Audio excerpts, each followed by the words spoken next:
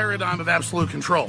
And that's why we're just out here doing simple things, pointing out that we're meant to be in nature and be natural. And this is where we find the source that God made to transcend the New World Order. And that's why they want to try to keep us out of it. I'm angry. I've had enough of these people. They're a bunch of Christian murderers, scum. They're on giant death factories, keeping babies alive and selling their body parts. What more do you need to know about these people? I go out and face these scum. They literally crawl out from under rocks. They have green looking skin and they run around screaming, we love Satan, we wanna eat babies. I have them on video. Hillary's in the creepy weird sick stuff, man. She sleeps in the same room with that creepy weirdo woman whose mother wears a hood over her head. What the hell? That woman number one is ugly. Imagine how bad she smells, man. I'm told her and Obama just stink. Obama and Hillary both smell like sulfur.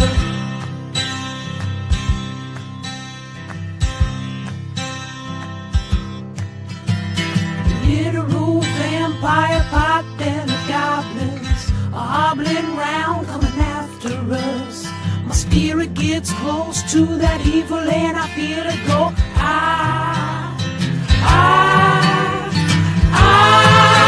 We're such self-centered crap, we don't even notice hell itself rising up against us. Millions of pointed people of the very worst type, and I'm so pissed. We're gonna stab your daughter at the mall. We're gonna stab your wife, your son.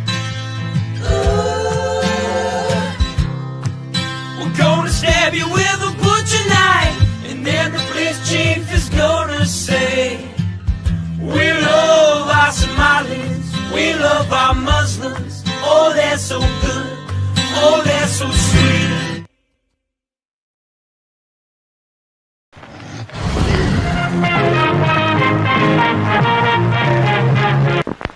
X. Persons under 18 will not be admitted.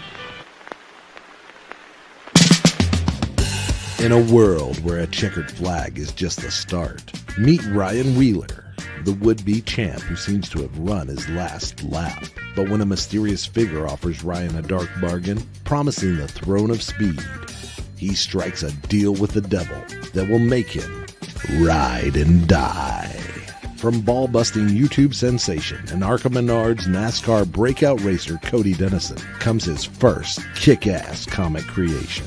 This won't be your average ride. It's a tale drenched in bone-chilling horror, soaked in violence, and wrapped around the curves of both the track and the sexiest women that'll make you forget the road ahead. Experience the race of a lifetime, or the damnation of your very soul. Will Ryan outrun his demons, or will he burn in the fiery pits of hell? Don't miss out. Get Cody across the finish line. Back Ride and Die on Indiegogo.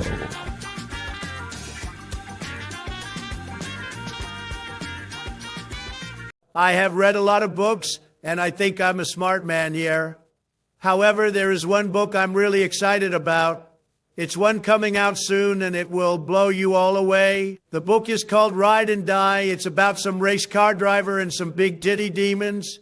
My good friend Cody, aka Camelot 331, wrote it, and it is amazing. You should all go back, get on Indiegogo, just like I have. Get on it.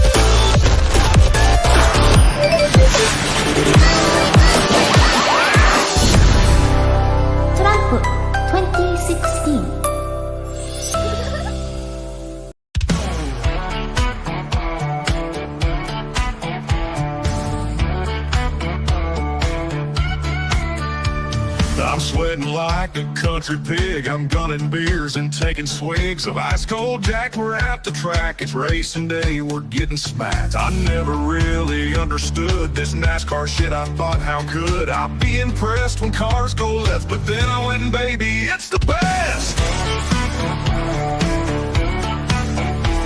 The ladies here are fine as spring. They'll hop to a ride on that thing. There's beer and whiskey everywhere. There's smoking rubber in the air. I'm gunning beers, I'm shooting Jack. We're here all day, 500 laps. And when they start them engines up, man, my heart, it starts to pump. Cause Lord, them cars go round and round on hot black asphalt racetrack ground. We're all obsessed, they're turning left. The beer and rubber, perfect mess. They're going fast, they might just crash. And if they do, these ladies flash their country tits. I must admit, I understand this NASCAR shit.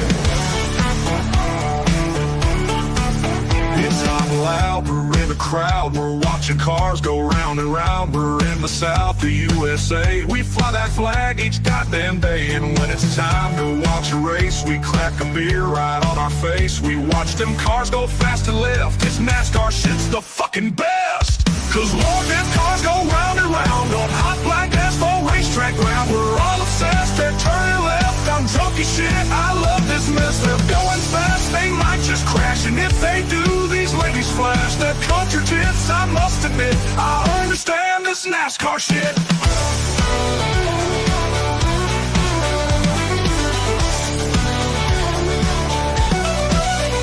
Oh, Lord, them cars go round and round on hot black asphalt racetrack ground. We're all obsessed, they're turning left. A dirty summer country mess. They're going fast, they might just crash. And if they do, these ladies flash their country tits. I must admit, I understand this NASCAR shit.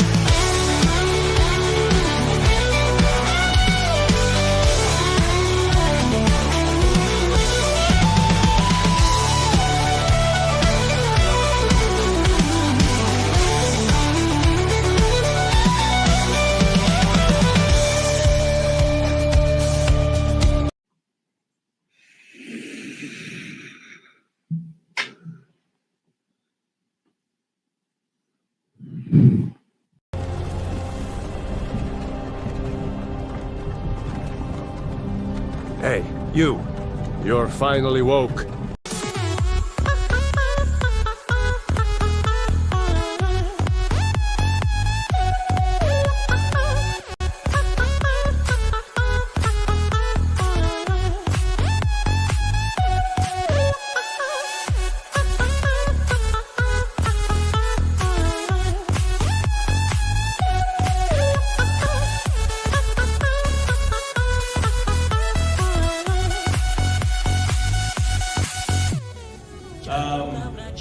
Are you guys aware that we almost see no titties in movies anymore? And we only see titties. Has anybody noticed this? Yes, I love titties! Big old titties!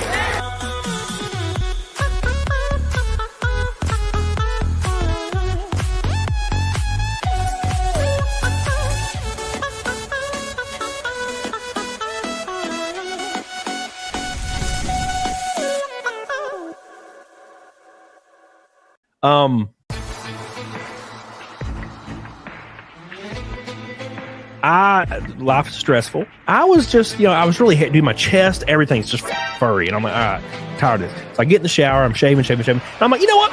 I'm going to shave the balls and everything. I'm going hard.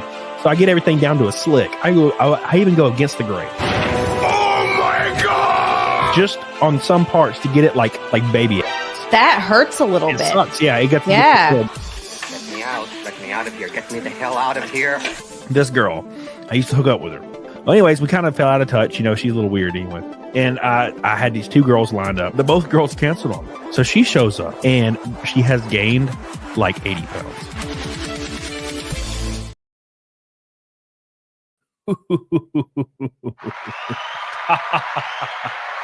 Oh my gosh, can you believe we have made it to this monumental day at a possibility of 500 snakes, and we're already a fifth of the way there before the intro even ended. Hot diggity damn, boys. Welcome back to the show. I'm so excited to see all you beautiful faces in chat. You guys are the GOATs of all time. PS2 Chipper, by the way, with 50 memberships before the stream started. Hot diggity damn, boys. So we're talking about a lot of stuff tonight. We're going to hear from an actual Crackle Barrel employee tonight. We're going to watch that. We're going to go through that. We're going to talk about the Let's Go North, or Take Us North, I think is the name of the video game, which is a simulator for illegally crossing into America that Microsoft was promoting. And then they deleted all their social media as soon as Asmongold made a video. So we're going to watch that, and we're going to have a fun time. This is about y'all and everything y'all do for me. I really appreciate you guys so much. If we do hit the 500th snake tonight, we're going to be doing a 24-hour stream Thursday, starting at noon to noon. Now, that being said, it's tentative. So I've talked to a lot of people, a lot of partners. We're going to be doing a fundraiser for the travel and my last couple of race events this year. I'm pretty confident about it, but if it crashes and burns, I'll probably end it early and get drunk as hell. So it depends on how it works. But it's looking good. Everything's looking to shape up really, really well. So I'm very excited to do that. Plus, we got to play some Metal Gear Solid 3. So make sure you guys like the show. We're still not to 100 because you're bitches. By the way, my new video is one of my #1 videos of the entire year. Thank God. It seems like the algorithm has kind of corrected itself a little bit because my click-through rate was really high. Everything was super high. All basically where it used to be when I, had a good algorithmic pull. I mean, if you can look at this. The #1 video versus the rest. It's like 30,000 compared to 2,000. That's how big the new video is. So it looks like the algorithm might be good now. Or it might be a one-off. We'll see. So, Sarah Ray for the snake. The snizake. Thank you, baby Sarah. We love you. We appreciate you for your gold boy. The pink boy tonight is Billy Hatcher. He says, I don't think Crackle Barrel cares about going woke anymore. They'd rather die than go back to their old ways. I'm playing on MGS3, and I'm loving it. It's a great game, dude. It's a great game. I'm very, very excited to play the remake Thursday. So, thank you, Billy. I appreciate you for the pink boy. So Crackle Barrel, they released their apology today. If you've watched my video from today, I broke down the entire non-apology where they say that we understand your concern and we see what you're saying, but you should just come in and try our food.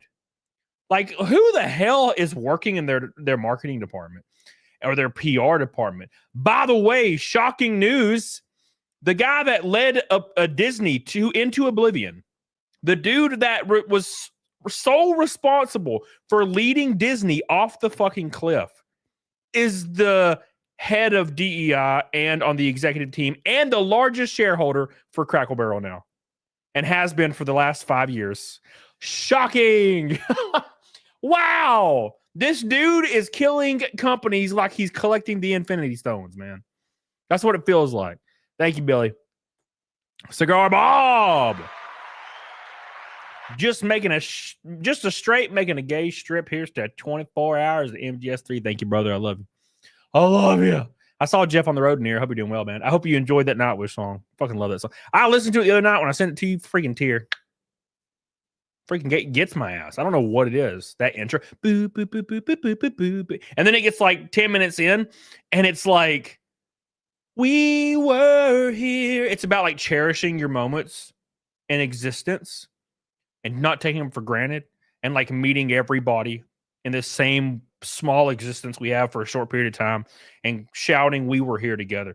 Fuck, kills me, bro. Kills my ass. Thank you, Cigar. I love you. PS2 Chiper 50 gifted memberships.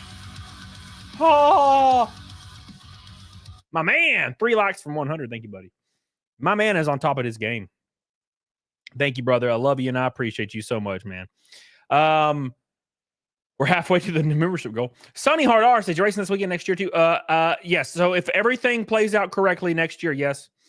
It all depends on sponsorship, bro. It all depends on sponsorship. Okay. So my next race, I have not announced it yet. I will be announcing it soon. I don't want to announce it too early. Just in case, because I hate when I announce something, I feel really pressured to make it happen no matter what. And it starts putting me in like dangerous positions where I'm like, I'll fucking sell my car and take Ubers. I can't be doing that this year. I almost lost everything last year. This year's good. We're good right now. It's just I don't want to put myself in that position. And I'm going to make sure I'm 100% locked in, which I am locked in, but I haven't I haven't locked it in my mind yet. So, but I'll announce it. It's in like a month. So I'll announce it. Thank you, Sunny Hardar. Gabriel, 10 for the 500 breaches. Yeah. Thank you, dude. I saw you in another stream, I think. There can't be more than one Gabriel tonight. Come on. Thank you, brother. I appreciate you, dude. Holy Ozone with an orange boy. 500. Let's go. Cracker got bent over the barrel. Oh, my God. Thank you, Rob. Rob with a red boy last stream, too. What a crazy boy. I can't wait to see you soon, bro. We're going to have so much fun, dude. Michael Nyer. Oh, my God. For the SNEK.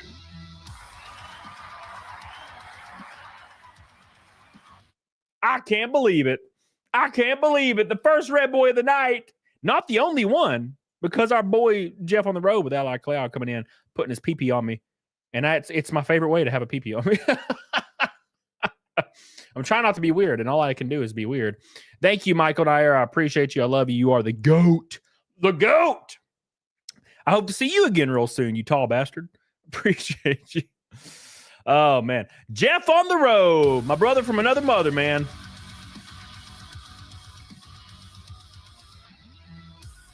Loved it, man. Hell yeah. Thank you, dude. I'll put a few more Ks in your NASCAR team, bro. Got to keep you rolling.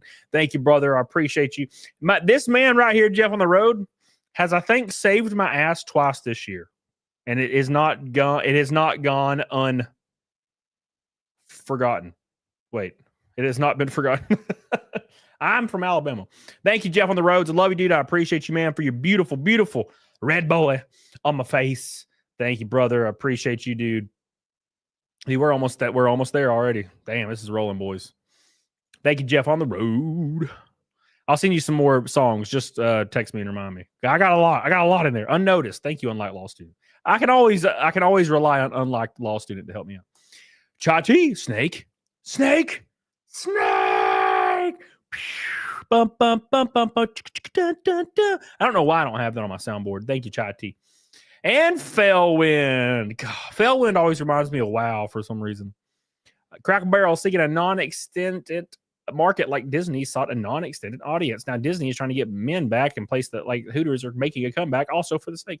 Yeah. There's entire teams based around bringing men back to their products or their media. And I can't believe that they can't fathom it. They don't get it. It's like they're so far detached that they can't even fathom what men like anymore. Bro, muscles, guns, and freaking conservative values. Look, dude, everybody has political views. Okay, I totally get it. But we're going to be lying to each other if we're going to pretend like conservative values isn't seen as more manly. Taking care of your family, working out, getting in shape, shooting guns, having personal accountability, right? Like, that's generally going to fall on the conservative side a little bit. Mostly, you know, not always, but mostly.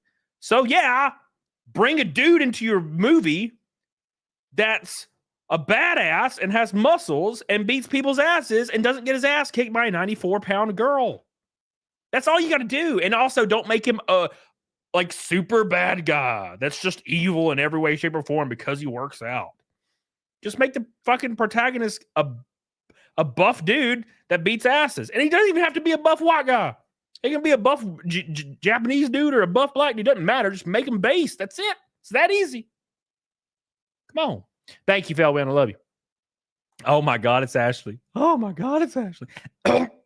That was not you, Ashley. That was me choking on my own gizzards. Thank you so much, Ashley. I love you. Coming in for that SNEK. We are 150 from SNEK that fast. Jeff, Ashley.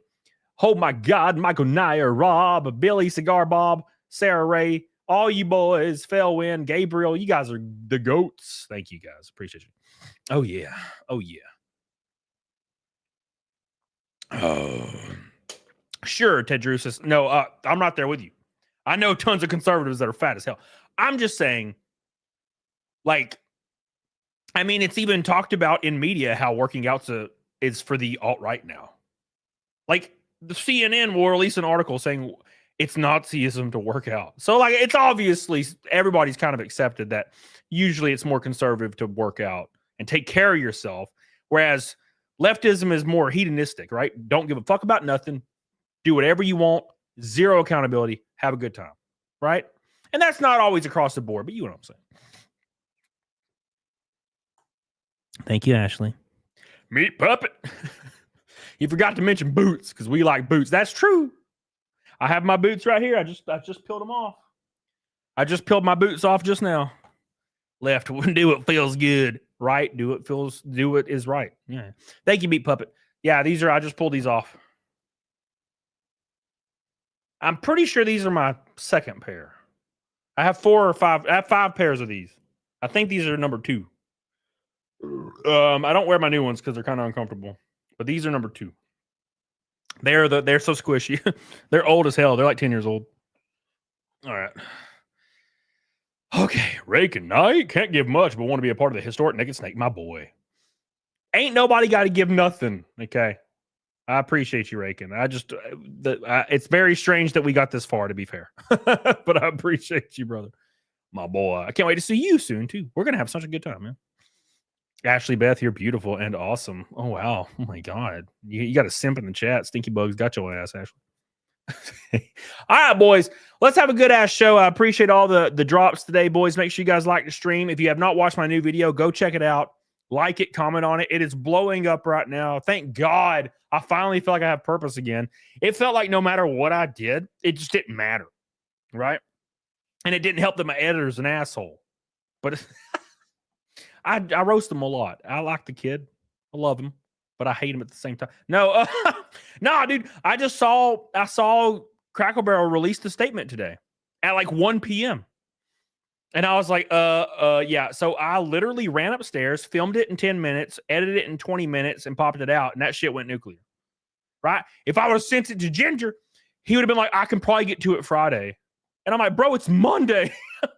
This won't matter Friday. So, yeah. He's good for evergreen content. News content ain't gonna happen. Ashley, don't tell me what to do, Ashley. CPP says, I'm broke, so here's my monthly free super, you son of a bitch. How could you? Thank you, Ashley. I'm gonna tell you what to do, bitch. You'll see. You'll see. Meat Puppet. Boots are cool. What I meant to say was boobs. I feel like I like a regard. I feel regarded. Thank you. I appreciate you. Hey, man. All right, thank you, buddy. Meat Puppet. And by the way, Joe Schmo with $100 super chat. Woo, hoo, hoo, hoo, hoo. Oh my God. I'm so glad we made it this far for the snake. Oh my God. Even Mr. Schmo is getting on board with the party today. Hot diggity damn, boys. We are 31 away. Thank you so much, Joe Schmo. Joe Schmo, Jeff on the roads, and Michael and I are coming in strong, boys. Putting us a little closer with their giant fat red boys. Appreciate you, bruh. Joe Schmo, love you, man. He came all the way from Rumble just to sling. Hey, PS2 Chipper on Rumble. He's all by himself. Kayla Vauga. I'm doing my part. You know what you're doing? You know what you're doing right now? I'm doing my part. Thank you, Caleb. I love you. I appreciate you. All right. And my boy, Victory Lane Exotics. 7 months. Can you feel the love tonight inside your ass? All right, boys. What's up, Go-Go? How you doing, man? Tristan, $10. My man. $10. A lot of money. Thank you, buddy. Appreciate you, brother. My boy coming in strong. My boy Tristan coming in strong, putting us 21 away. Oh, my God. Closing in. Mr. Blackstar, how you doing, buddy? How you doing, buddy? I'm broken. Why are you broken? Why you broken, huh? We're gonna get into the stories here in a second. Everybody, I'm not trying to start a story and get interrupted with super chats because everybody's going crazy today because it's a celebration. It's a celebration, my friends, of the snake. We have so much to come, my friends. I'll be in Chicago next week. It's gonna be fun. So come see me. You can DM me if you want to know details. It's gonna be fun. I'll have a race car with me and everything. Ginger Raid, it's just you. Oh. Oh my God, America. Thank you, my friend. Billy Hatcher, I'm doing my part. Thank you, Billy. Stephen Nalibo says a few coins to make you suffer a 24-hour stream. I'm down. I love that PFP, by the way. I don't know what it's from, but I think I know what it's from, but I don't know what it's from. Check Glass, Ginger Raid, rest in peace. One person. I appreciate that. When Ginger raids you, your viewership goes down. Oh my God, it's MA. What's up, baby? Oh my God. Oh, my heart. All right. Look at her. All right, everybody, calm down now. Calm down. Slow down, all right? What is this, 2020? All right, let's go. Let's get it. Ashley with a $20 super chat. Thank you, baby. I appreciate you, Ashley. Look how beautiful she is in her face. Thank you. With your orange boy. We already hit it, by the way. It's over. Okay. I mean, still, we can do double fight milk as well, but we hit it. I appreciate you guys. Hot diggity damn. What a beautiful time. This is a naked snake in under 30 minutes, by the way. Eat your heart out, Lily Phillips. What's up, Jake? All right, dude. Thank you, Ashley. Appreciate you. Michael Nyer, everybody.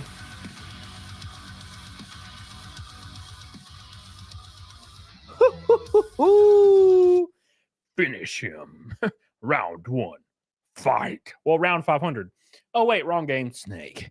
Thank you so much, Michael Nyer. Again, dude, that's another one from Mr. Michael. What the hell, baby? Michael Nyer has the Halo logo. He's been a member that long. So is freaking Alan Jones. Damn. Thank you, Michael Nyer. Yeah, so we destroyed Naked Snake. We killed it. Do we have eggs? I do have eggs, yes. So double fight milk's on the dock today, boys. Now, I do have to relay some information. Let's see. 571. Damn, boys, we killed it. It's the official. It's 500 naked snakes in a row, everyone. It is number 500 already, 30 minutes into the stream. Why are we still here? Oh. Just to suffer. Oh. Every night. Oh. I can feel my leg. Can you believe this shit? It all happened. It has all happened. It is all done. Hell yeah. Now on the dock, it's double fight milk. Of course. Of course. I appreciate you guys so much. Let's change it to the double milk. We'll put the double milk as 800 if we hit the membership goal, of course. Probably should have done that opposite, but it's whatever. Who cares? It's whatever. Who cares? Thank you guys so much for the Naked Snake double Naked Snake 500 in a row. Even April on this bitch. Thank you, Michael Nyer. Thank you, April. We love you. We appreciate you. Thank you. Thank you. Thank you. Thank you so much for all your love. All of my love. All of my love. Hell yeah. Thank you, April. Jeffrey Smith says, what's up, Cody? Awesome to see the ride and die update. You helped me get back into NASCAR and bomb that. Hell yeah. Been busy, but I hope all is well. Dude, everything is great as hell. I'm so happy to be here, man. Haven't felt this good in a long time. Yeah, ride and die is coming along. It's coming along quick. I'm stressed out, but I was kind of like stressed for a minute. I'm like, oh God, is this going to take a year? You know, but it's rolling. So everything's done with the exception of one thing. So we're going to be all right. So thank you so much. Eating Rust. Thank you, Jeffrey Smith. Alan Jones says 4 years as a member, 5 years of watching. Alan Jones is the GOAT. K-Scope. Woohoo. Woohoo. All right, boys. All right. We have survived. So a little bit of information. So Thursday, since we have hit Naked Snake officially for the 500th stream in a row, Thursday, okay, we will be doing a 24-hour stream. I do not want to do this. This was a spur of the moment thing because I was like, wait a second, what am I going to do for 500 snakes? That's important, right? And I was like, oh shit, I could just do 500 because I was planning on doing a 24-hour stream. I just didn't know when, and I was planning on doing it in September. But then the 500 snakes happening soon, and then I saw Metal Gear Delta was coming out Thursday. And I was like, fuck, that's like the stars aligning, right? Monkey Cam.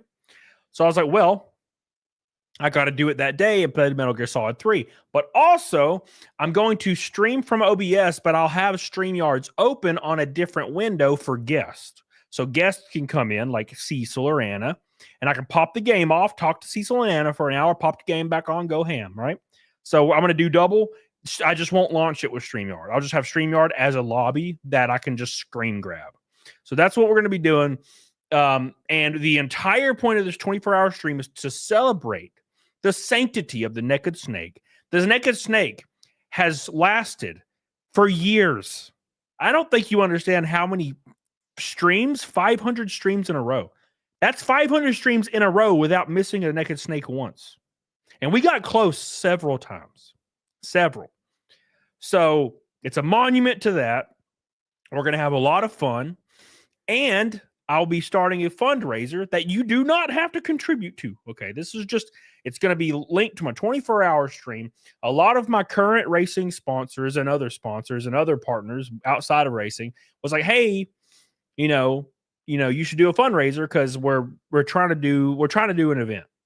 And I'm like, all right, cool. We'll do it in 24-hour stream. And a lot of them want to come in and drop on the fundraiser instead of just sending me stuff separately to make an event out of it and have a fundraiser to go for. You are more than welcome to contribute, and you're more than welcome to not, and just have a good ass time.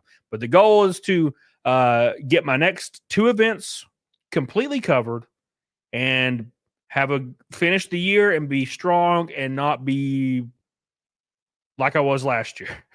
Where I didn't pay my mortgage for 4 months. It was pretty bad. This year we're looking great. We're in good shape. So that's the plan. And then next week I'll be in Chicago. So thank you so much, Anjali. Will 5 get the memberships? Oh my God, Anjali. Thank you, baby. We love you. We appreciate you, Anjali. That's a big one too. Thank you. And Alan Jones. Naked for 24 hours. Yes. I will be Naked Snake for the whole stream, and hopefully I don't get chafed by my chair. Thank you, Alan. Appreciate it, buddy. All right, so that's to let you guys know. So we'll let you know, and I'll let you know what the goals are on the fundraiser when we go live on Thursday.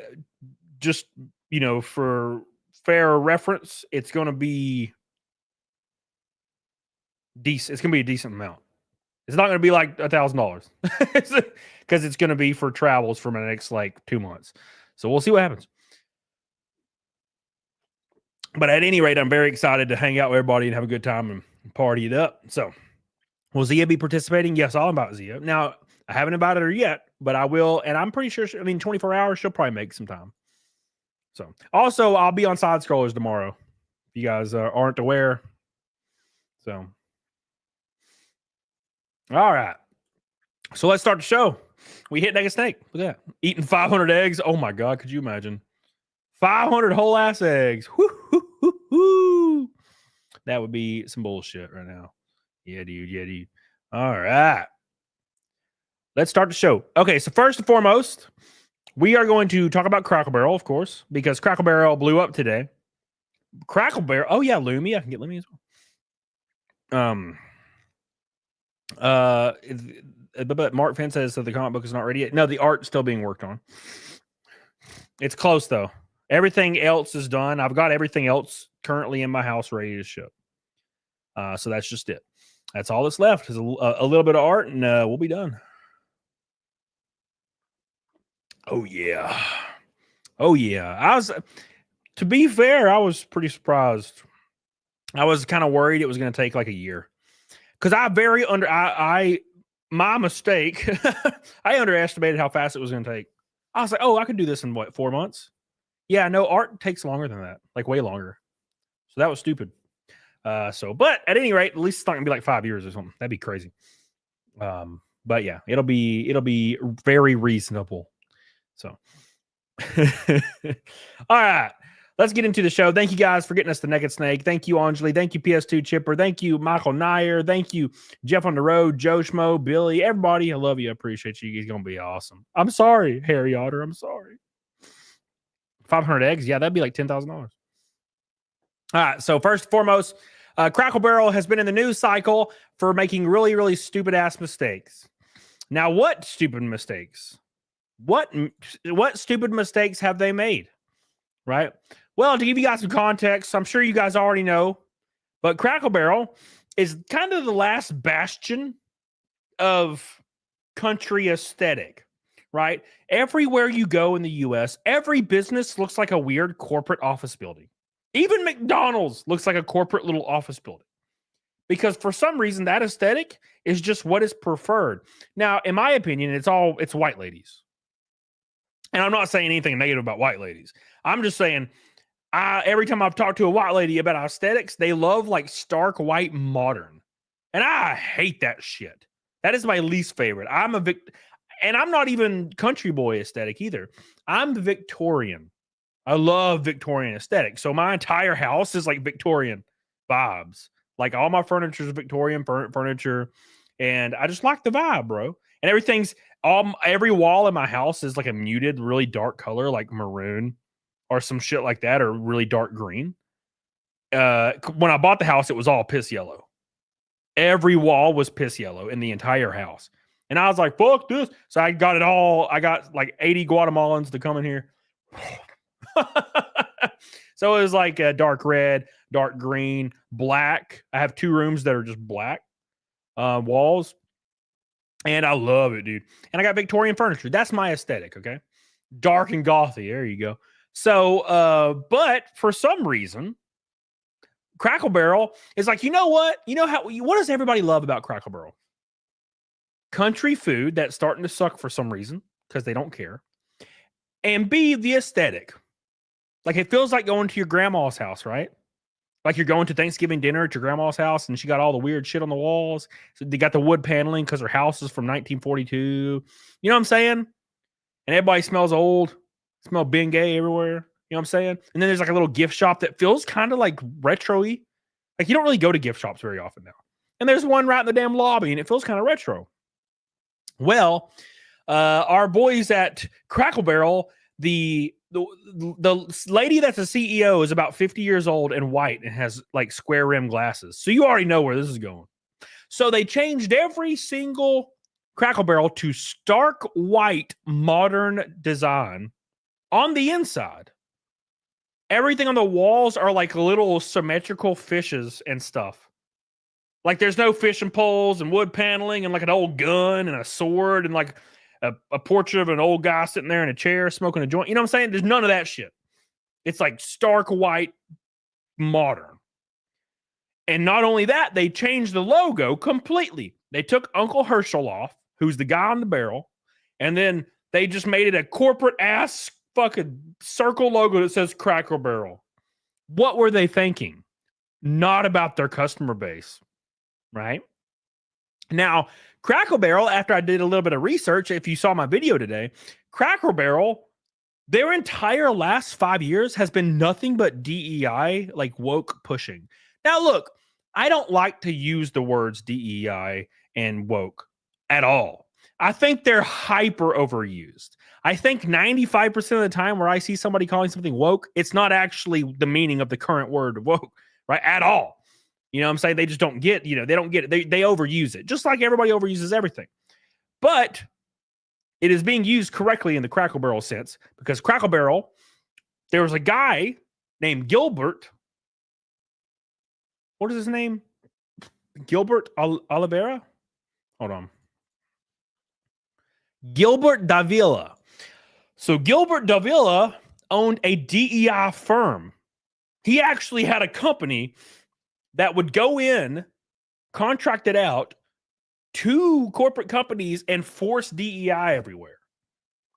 I don't know why people paid for this other than tax breaks or something in the law or some guy to try to appease certain banks. I get it. But he owned a firm and is a gajillionaire. So what does he do? he was working at Disney up until 2010 as the head of DEI. Guess what happened after 2010 to Disney? Remember Disney after 2010? That shit went in the down the trash. Gone. Fucking destroyed. Right? It was this dude's fault. So he moves and starts a firm based on DEI, selling DEI to every company across the board. This guy might be single-handedly one of the people that has completely destroyed Western culture. And I mean every Western culture. Not just like what, I know you're probably assuming, what do you mean culture? What do you mean? No, I mean like all culture. Louisiana culture, Cajun culture, like white Southern culture, black Southern culture, Hispanic culture. That's all. It's all fucking gone. It's stark white modern now. Everything's stark white hotel lobby now. That's the culture they want. They don't want a culture. They want all cultures gone.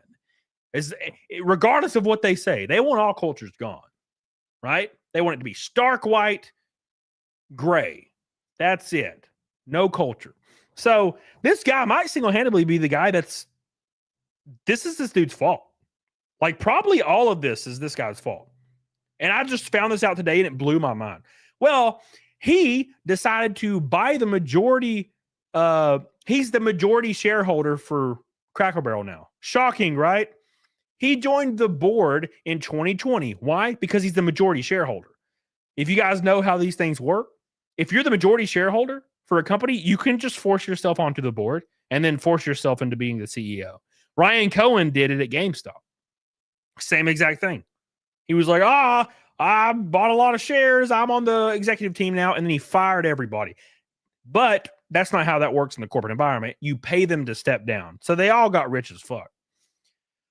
Yes, activism investments. Sure. Yeah, like an activist takeover. So this guy took over Cracker Barrel in 2020. And suddenly Cracker Barrel has went off the fucking rails. Their food sucks balls now. And their entire initiative is like LGBTQ, DEI, like you don't have, like, I don't understand why not continue what you believe in or what you is perceived to believe in. Keep your culture, keep your traditions, and also have a branch that can handle whatever, movements you want to be involved in. Sure. Who cares? But why do you have to make it like Cracker Barrel LGBTQ? Like, what the fuck does Cracker Barrel have to do with any of this? But they'll put a logo, Cracker Barrel LGBTQ, blah, blah, blah, all the way down to the page. Like, we have to let them know that it's Cracker Barrel. Why? Because there's something to do with the WF, I guess. I don't know. BlackRock. You guys know the conspiracy bullshit, right? So something to do with that. But at any rate, this dude probably single-handedly destroyed the world, in my opinion. Like Thanos. Fidelio. Looking forward to the MGS3 remake playthrough, even they say it runs like shit. Well, I'm going to be playing it on a bomb-ass rig provided by AlexanderPC.com. Camelot code to get 10% off your PC at AlexanderPC.com. Alexander PCs. Yes. There you go. Thank you, Fidelio. Fellwind says, you see the Dr. Parkerstein dude on Rockman's site? He has that total retro thing going on in his house. That sounds really familiar, but I can't put my finger on it. Shut up, Mick. All right, hold on. Hold on. Thank you, Fellwind.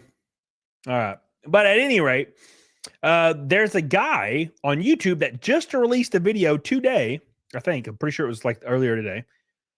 He worked at Cracker Barrel for like a certain amount of years. And we're going to hear what he has to say. Because this video is blowing up. Right? And imagine being like an older person, having devoted a lot of your life to a company and watching them basically destroy themselves from the inside out. All from a new executive team, by the way. It's unbelievable to me that you can have a company that's well established and then a new activist investor can come in, everybody resigns, and then you have an entire new executive team that have nothing to do with Cracker Barrel. They have nothing to do with it at all. They came from Taco Bell. Somebody came from Disney. Somebody came from Target. Somebody came from another store. They have nothing to do with Cracker Barrel, but they are completely changing the culture of this one place. It's fucking crazy. It's crazy. Thank you, Fellwin. All right. Did we just get 5 gifted memberships from my boy PS2 Chopper? Blow Your Mind says, not going to cry for Cracker Barrel. Don't cry for me, Cracker Barrel. How's it go? The truth is I never left you through all our wild days and mad existence. I kept my promise. Don't keep no distance. Yeah. All right. Don't cry for me, Cracker Barrel. The truth is I never left you. Thank you, PS2 Chopper. I love you. Oh, I love you. Wow. What a good person. Thank you, man. Yeah, exactly, Michael Butcher. That's why he had his arm on the barrel. That's why Herschel was leaning on that son bitch. All right. All right, boys. Let's pull this video up. You've already been, I mean, you know, I could talk more about this, but you already know what's going on. Okay. You already know what's going on. So let us play this spicy video from our boy. Where is he at? Oh my God. Where's he at? Why is this video suddenly hard to find now? It's probably because I clicked on it earlier and it's like, oh, you've already seen it. Nope, I have not. Dude, everybody's watching this son bitch. All right, hold on. Let me take a swig.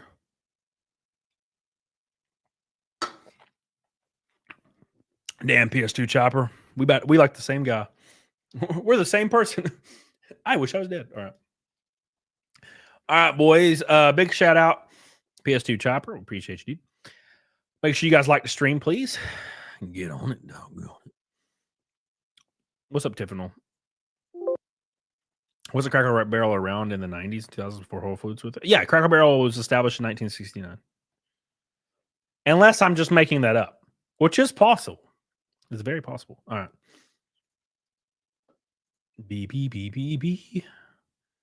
Michael says your lips looking extra red tonight. Well, you know what I'm saying. You know what I'm saying.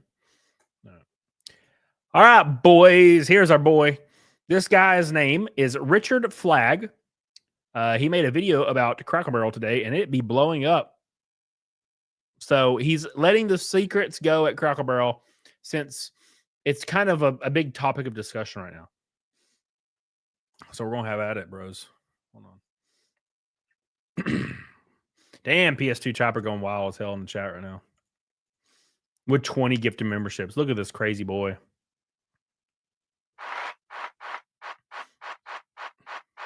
Look at everybody getting a membership. You get a membership. And people that aren't even watching right now are getting memberships.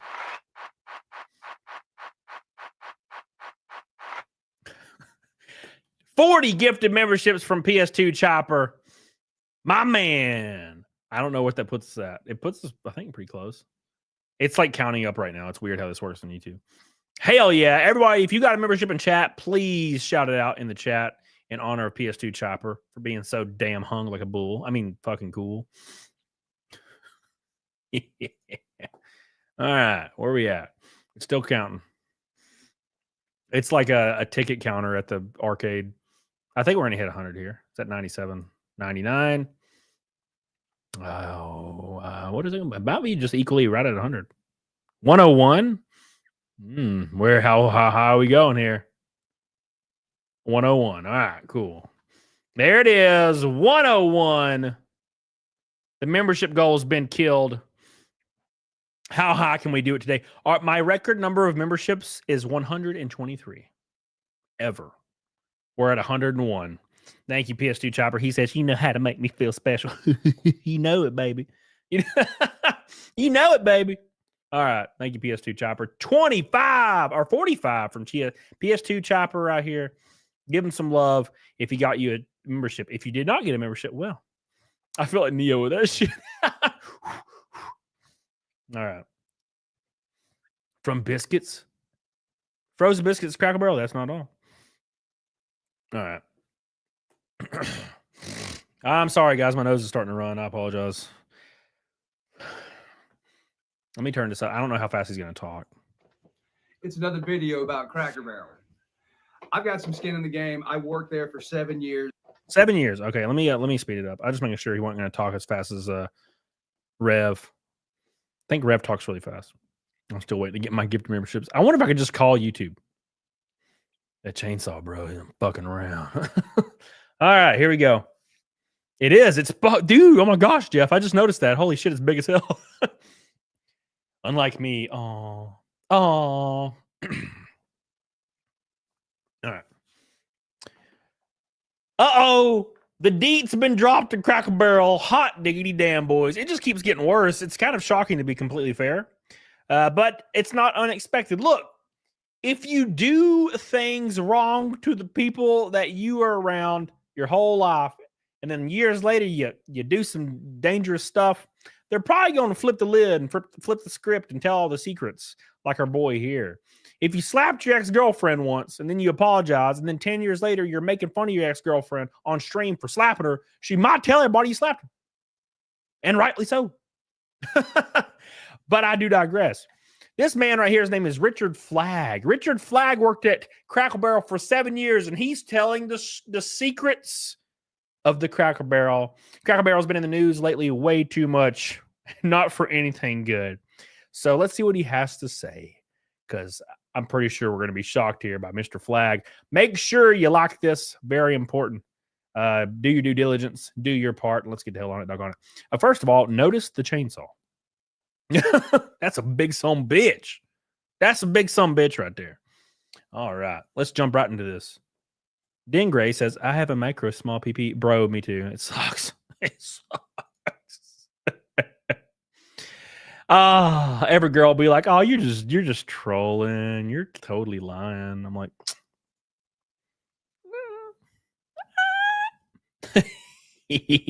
all right, here we go. It's another video about Cracker Barrel. I've got some skin in the game. I worked there for 7 years. I started there the day after my 16th birthday washing dishes. 2 years later, I worked my way all the way through the kitchen, and I was a corporate trainer. I met Uncle Herschel many times. I met the founders, president, senior vice presidents. They were all diligently committed to the quality of the food, the cleanliness of the restaurant, and the appearance of their employees. Oh, I can see where this is going. So my dude's talking about the glory days of Cracker Barrel, where the chicken and dumplings were supple and succulent, like the fresh Sydney Sweeneys of the world. We live in a rough time now. We live in a rough time. He's about to lay down the deets. What I'll show you in the next few minutes. Oh, God, I already saw it. Oh, no. Richard, no. Oh, my God, here we go. It said the ESG report immediately. Here we go. Everything's about to get spicier than 5-alarm chili. It's how this company has changed so dramatically. Where are we at? Our approach to ESG. And so this is their 2021 report. You know, they put a lot of effort into this. And where are we at, right? This is 2021, by the way. Keep in mind, this is 4 years ago. That is a lifetime ago when you're talking about how these things roll out. You know what I'm saying? Here. Oops, got back. Diversity, equity, inclusion. There's also something in here about unconscious bias training. Oh, no! Oh, my God. I don't even want to. I'm like about to freak out, dude. Okay. Look, real quick. I don't want to stop this, but real quick. So I recently had to take unconscious bias training, undisclosed reason. And that shit's rough because it'll make you, it almost seems like it's engineered to make you hate yourself. If you're like a white guy, look, I can't help that the sun burns me. I can't help this. Okay. But man, I tell you, it'll make you want to hate yourself because it's the way it is positioned. Every like module that you have to take for training, the way it's positioned is you are bad. Everyone around you is having to work 10 times harder than you could ever imagine that you would have to work. So you need to do everything you can to step aside and let other people, basically have the spoils of war. And I'm paraphrasing, but it was verbatim when it said, everyone around you has to work 10 times harder than you will ever have to work. And you always need to be mindful of that when you interact with other people. It literally said that verbatim in the one I took. So I can't even imagine. I don't want to go too deep into it because reasons, but yeah, I will one day. But for sure, I have it all recorded. All right. Not quite sure what that is. Moreover, one of the groups that they support, this is their culture and inclusion in the workplace. You click on that. Oh, they've taken it down. Ooh. So instead, what luck? Cracker Barrel now has a section dedicated to, where are we at? Culture and belonging. So it used to say culture and inclusion, and this has been cleaned up in the last several days since all of this has come around. Yeah, keep in mind that Cracker Barrel is under a lot of heat lately. And look, if you're totally pro DEI and all that, that's fine, dude. Like, I'm not harking on people that are for this or for that or against that, against this. That's not really my aim. My aim is to kind of have pattern recognition. Cracker Barrel's under a lot of heat. And they're finding out that this isn't the cool kids club anymore. And what do I mean by that? It's no longer socially cool to support these things that are openly discriminatory, in my opinion. Now, maybe you don't think that, and that's totally fine. But it's pretty discriminatory, especially for somebody that's taken this stuff before. Ooh. I've told people behind the scenes, it's unbelievable shit. But at any rate, they're finding out really fast that it's not really socially acceptable anymore. It's not marketable anymore. It's very unpopular in social media. And they've been thrown into the limelight. Now everybody's researching this. So Cracker Barrel is actively deleting tons of their website portions to hide like the kind of crazy hysterical shit that they had based on their guidelines. You know what I'm saying? So that's not very shocking to me. I kind of wish I could have seen it. I would like to back up here. We're at 143. I want to see what this page specifically said that he was on. Because it says unconscious bias. It says Cracker Barrel's DEIB Advisory Board, Diversity Council, Executive Team, and Home Office employees all completed unconscious bias training designated to help each other. Now, if I could let you know what unconscious bias is, for anybody that doesn't know, that means that you are racist no matter how unracist you think you are. You still are evil and racist. That's kind of what that means. For lack of a better phrase, to put it in layman terms, you may not think you're racist, but you're actually incredibly racist, right? That's what unconscious bias training is, or unconscious bias, rather. There's a lot of levels to it, but that's kind of the main portion. It says, identify bias where it shows up in our own thinking or workplaces, cultivate connection with those around us to expand our understanding and improve our decision-making. Keep in mind, none of this has to do with fucking chicken and dumplings, but that's the point, right? Every company has been utilizing this stuff and trying to create this stuff for years and force it, but none of it has to do with their products. What does this have to do with Pokemon cards, right? That's the point. It says, choose courage as we engage with care and boldness in addressing biases that limit people and constrain performance. It doesn't constrain performance.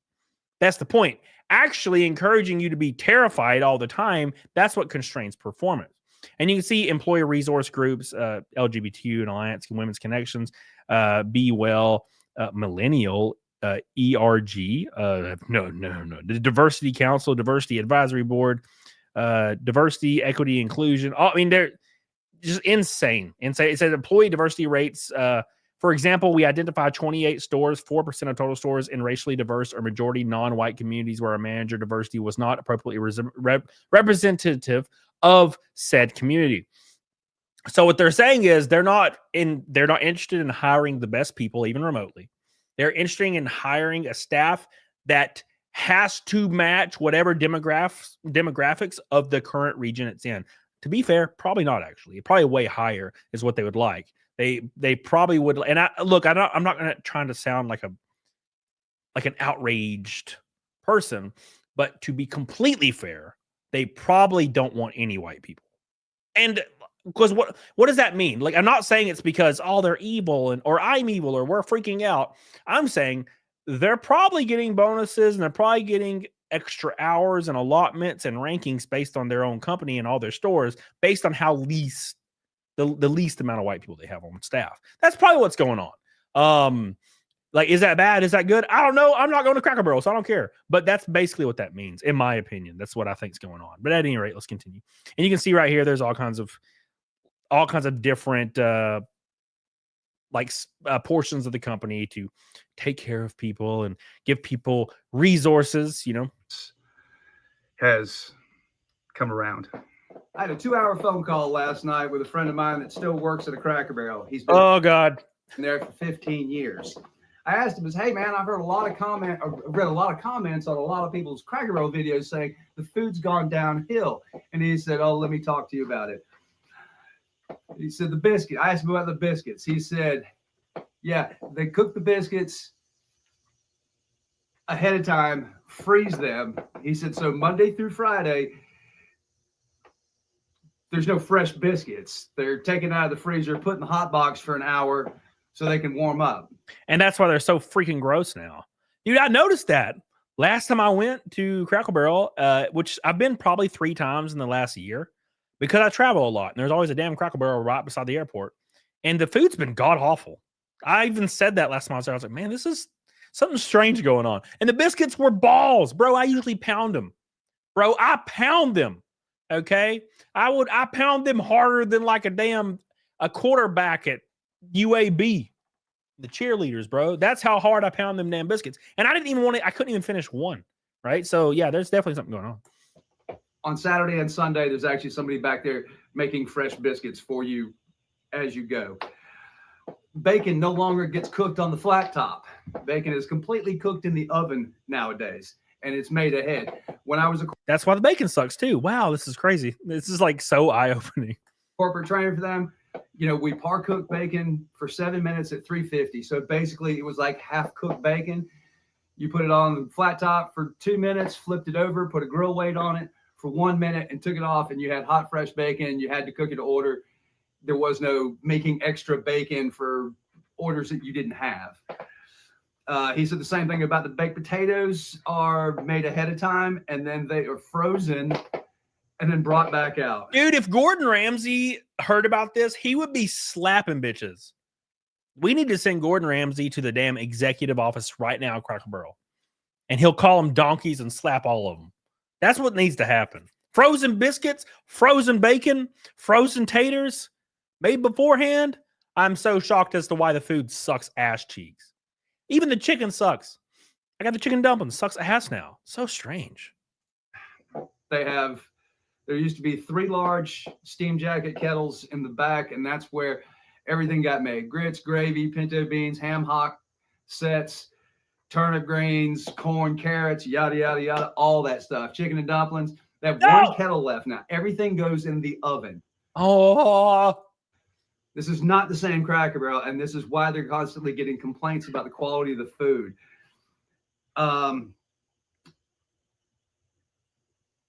This talk about the scratch cooking and all that. There's so little scratch cooking left. Yes, cornbread's still made just like Keep in mind, Cracker Barrel released a statement earlier today talking about how what's important to them is their scratch cooking. Well, apparently they don't do that at all.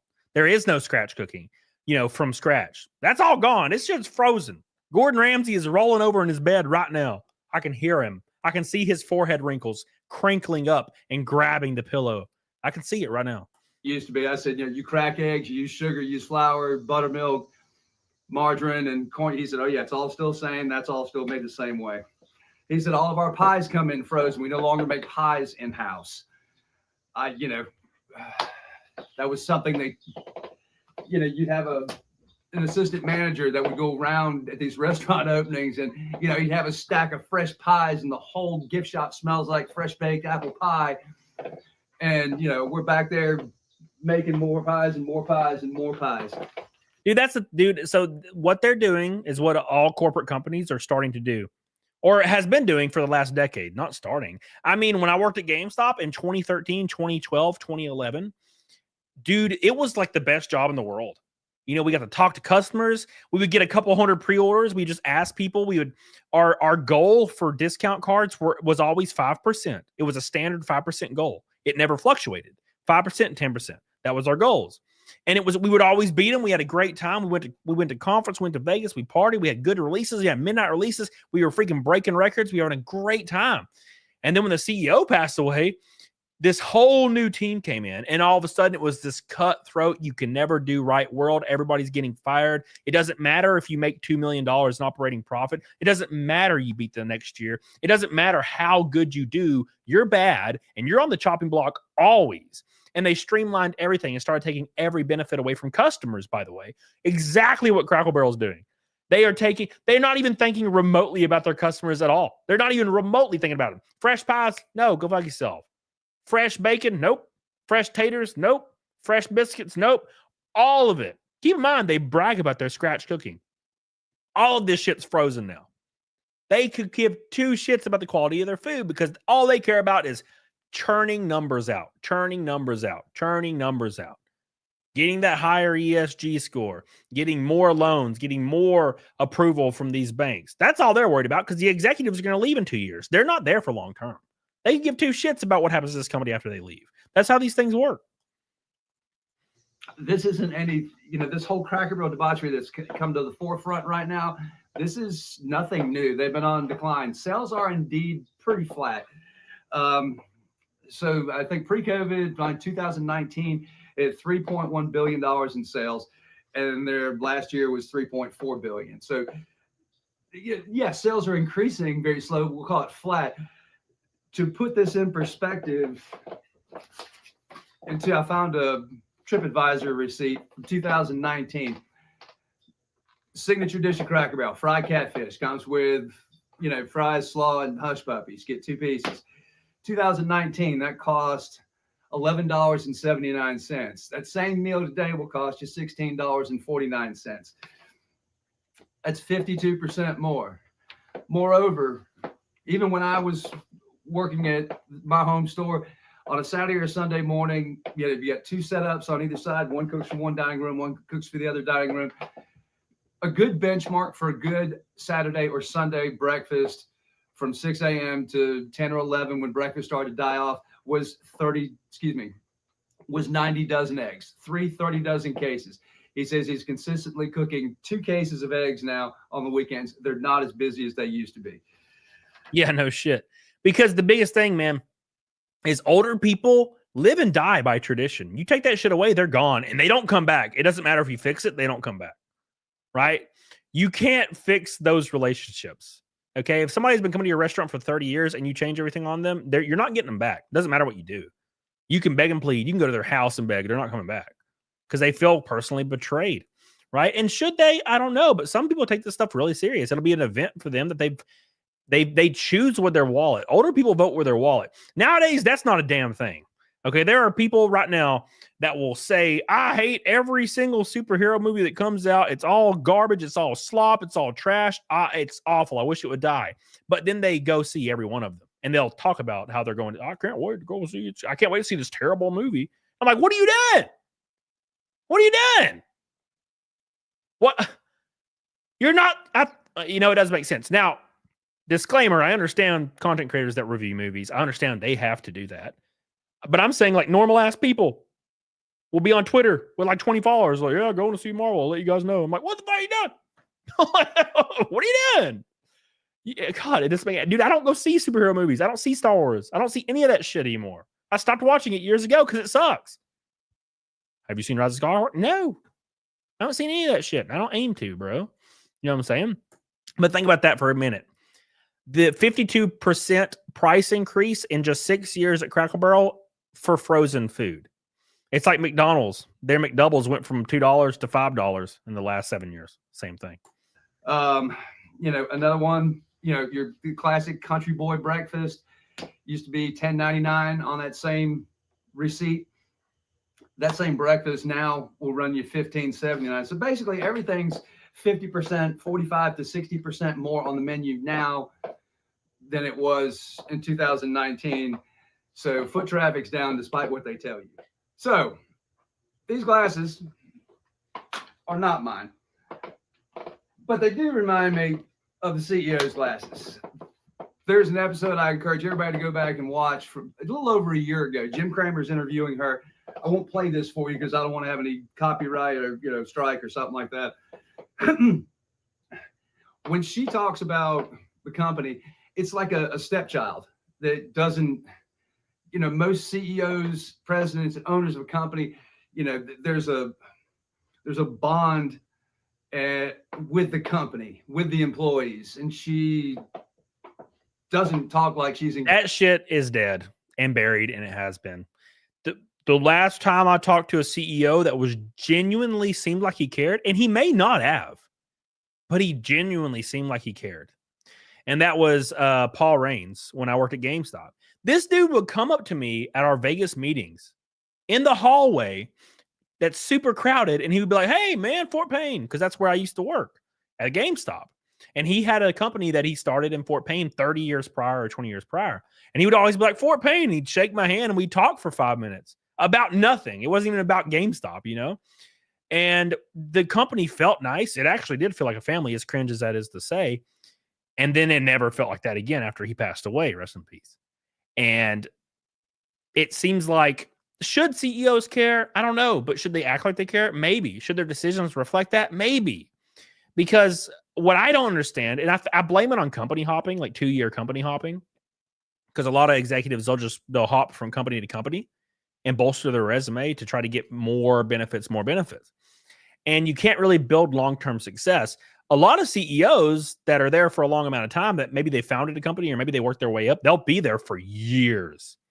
And they genuinely will cultivate at least a facade that they care about their employees, right?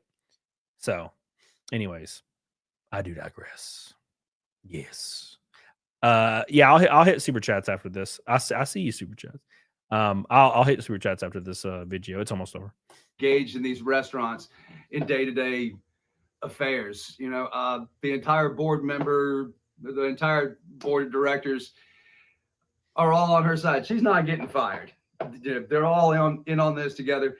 Some of them have a little bit of restaurant background. Most of them have large corporation background. From telecommunications to healthcare industry. And you have got to have, as a person that was in the restaurant business for 35 years, you've got to have people with that kind of background. As a corporate trainer, they would bring the entire training team to the home office, where we get a chance to work in the test kitchen with the corporate chef, who is a Culinary Institute of America graduate. Awesome dude. And they wanted our feedback. We were boots on the ground. We were breaking sales records every time we opened a store. We help with some of the design of the kitchen and how to streamline and smooth things out. That's the thing, man. He's preaching to the choir right now, because this is something that's completely void of businesses now, especially corporate businesses, obviously.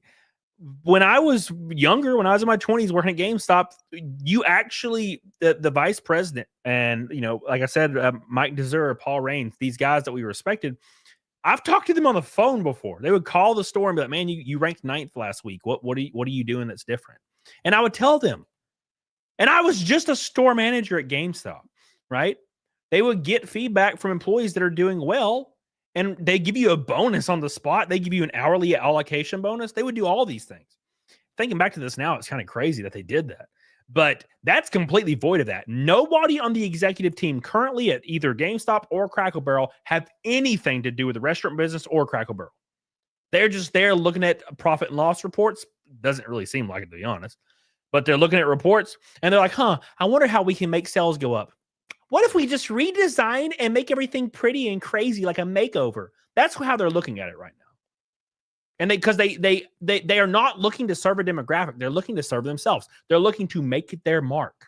Oh, that's the CEO that completely redesigned Cracker Barrel, when they go try to get their next CEO position. That's what this is all about. It's about making their mark. It has nothing to do with the employees. The employees suffer. That is the people who suffer always, because they got to make their mark, right? At any rate. making sure that the recipes were good in real life and, that you could recreate that at speed. They were genuinely interested in always making it better.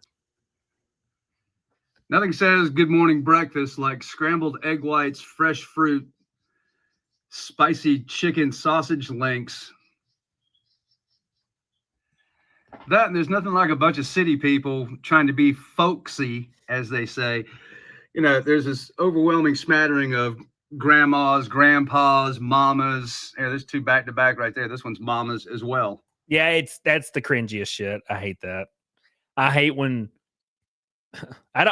look, okay, I got to phrase this correctly. I am from rural ass Alabama, if you haven't gathered that yet. And I still live in Alabama. Now it's less rural, but it's still, it's still Alabama. And there's mom and pop shops. There's real places, and they don't have things on their menu called Mama's Pancakes or Papa's. That's bullshit. That's city people or executives trying to appeal to the dumbass masses. And I'm not saying you're a dumbass. I'm saying they think you're a dumbass.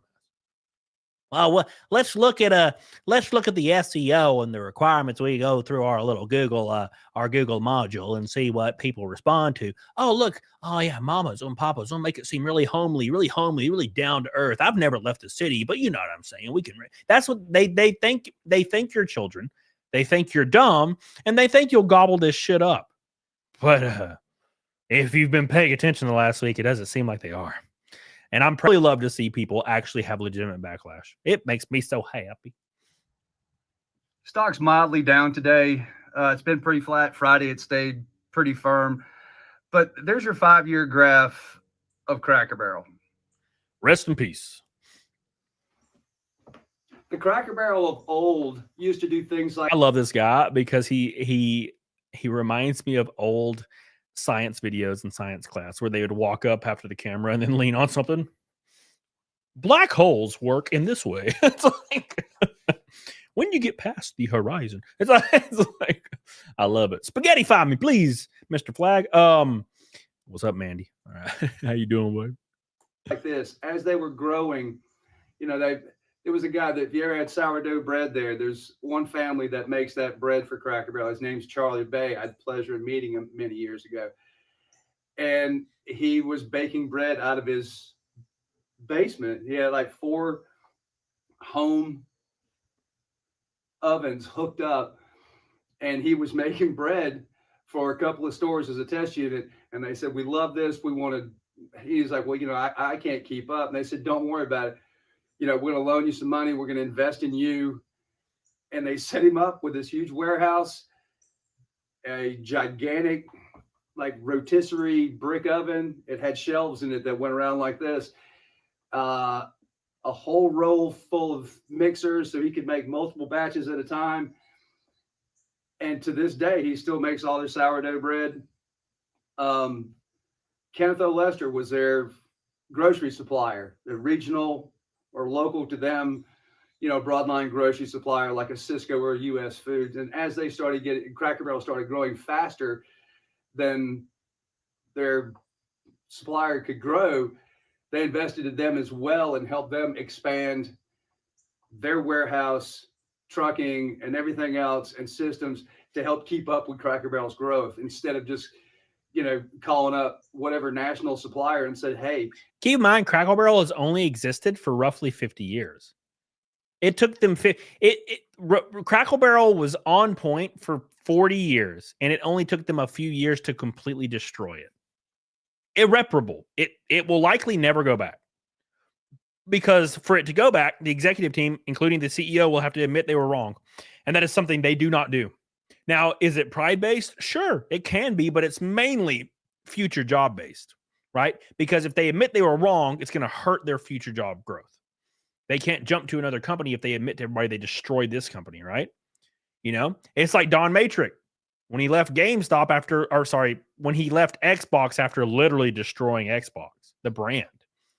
He went to Zynga as the CEO. Nothing changed because he never admitted fault.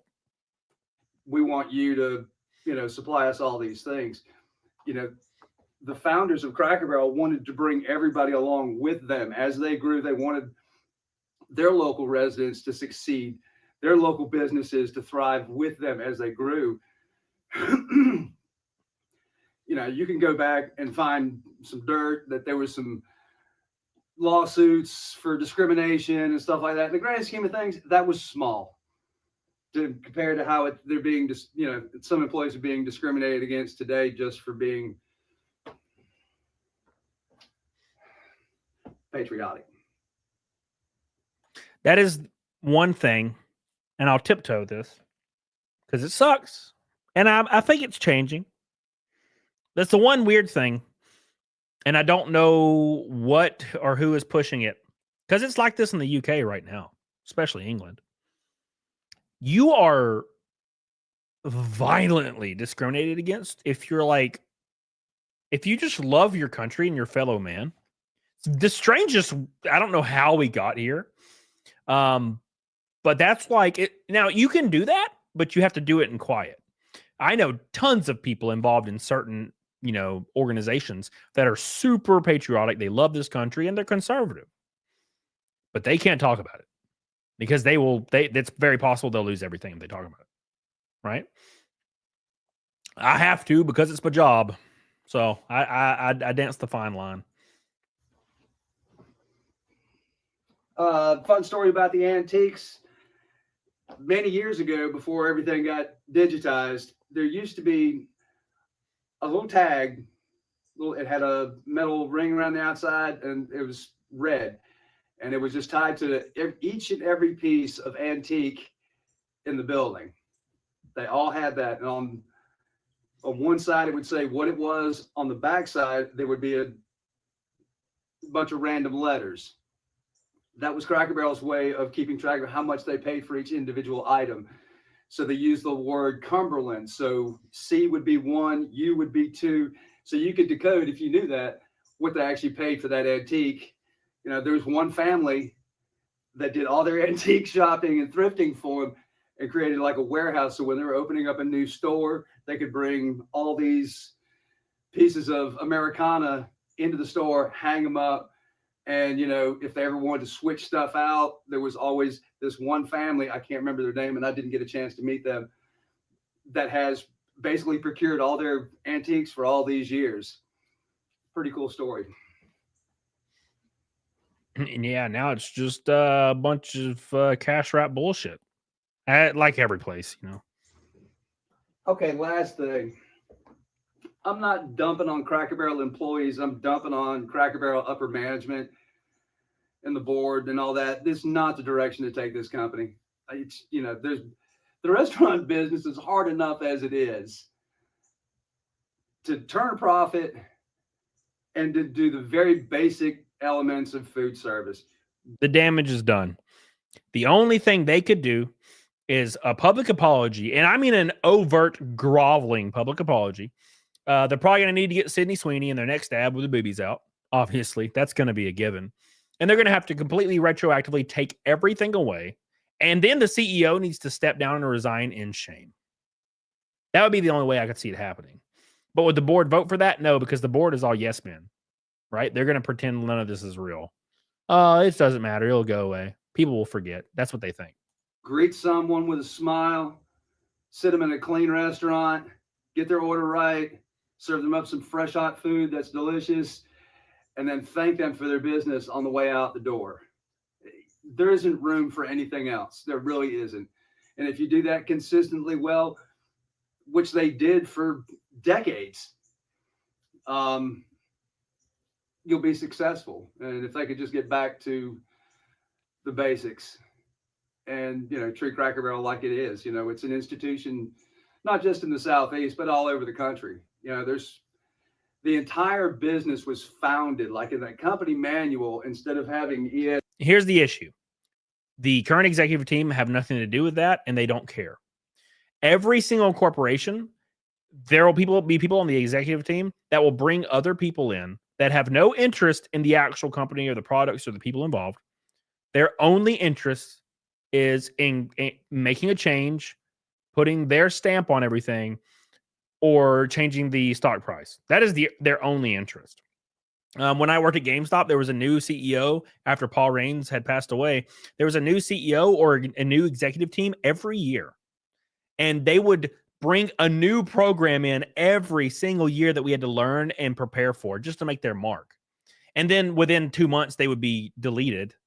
And then we would have another program. And they would just spend millions of dollars burning money on programs. Like they wanted us to rent games to people. We were going to be a movie gallery. And then the day it launched, we canceled it.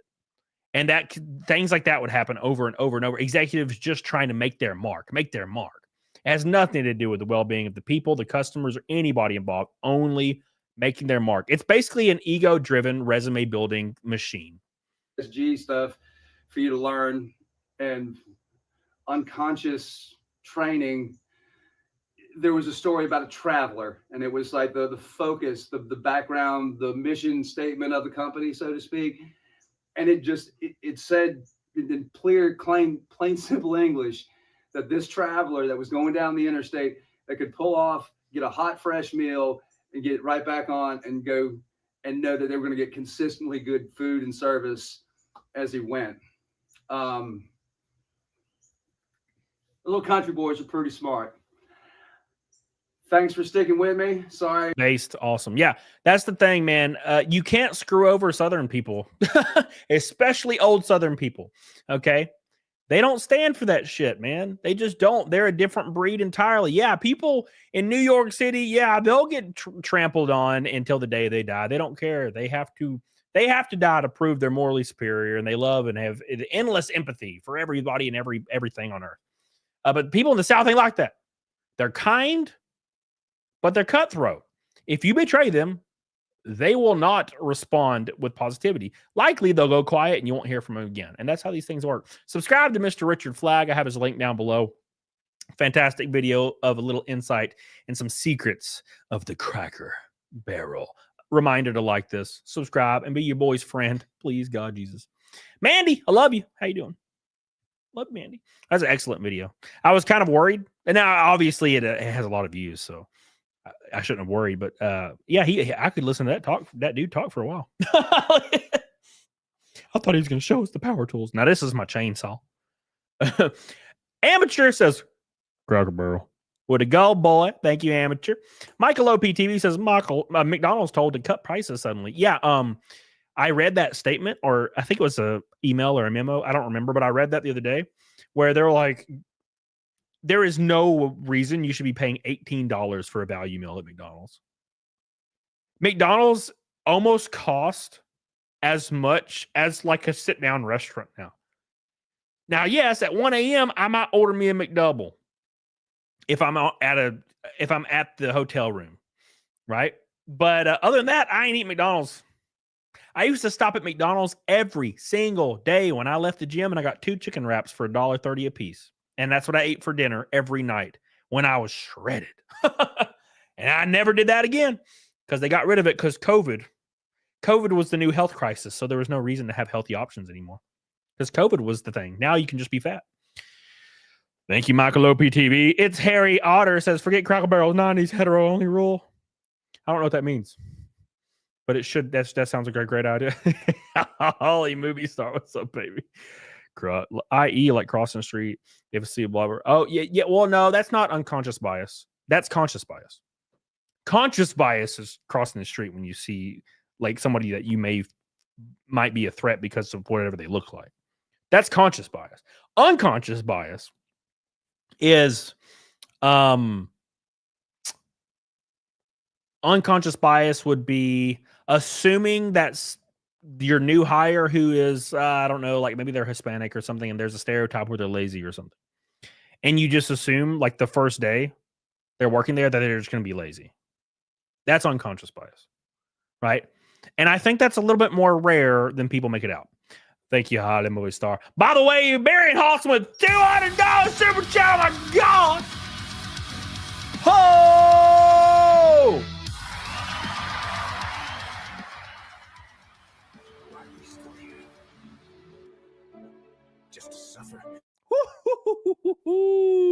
A $200 red boy. Oh my God. We did Cracker Barrel last Thanksgiving for turkey, Christmas for prime rib. Never again. Tennessee Southeast is America. Hell yeah, I agree with that shit. I love me some Tennessee, bro. I'm in Tennessee like 10 times a year. Love it. I mean, it's like 30 minutes from me, but still.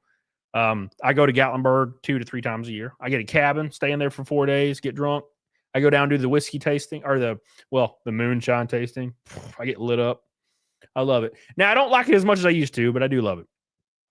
When I was 20, you could go down to Gatlinburg and go down to the strip, and there was no one there. It was like a handful of people, and you just kind of hung out and walked the strip and have a fun time. Not like that anymore. It's like Las Vegas now.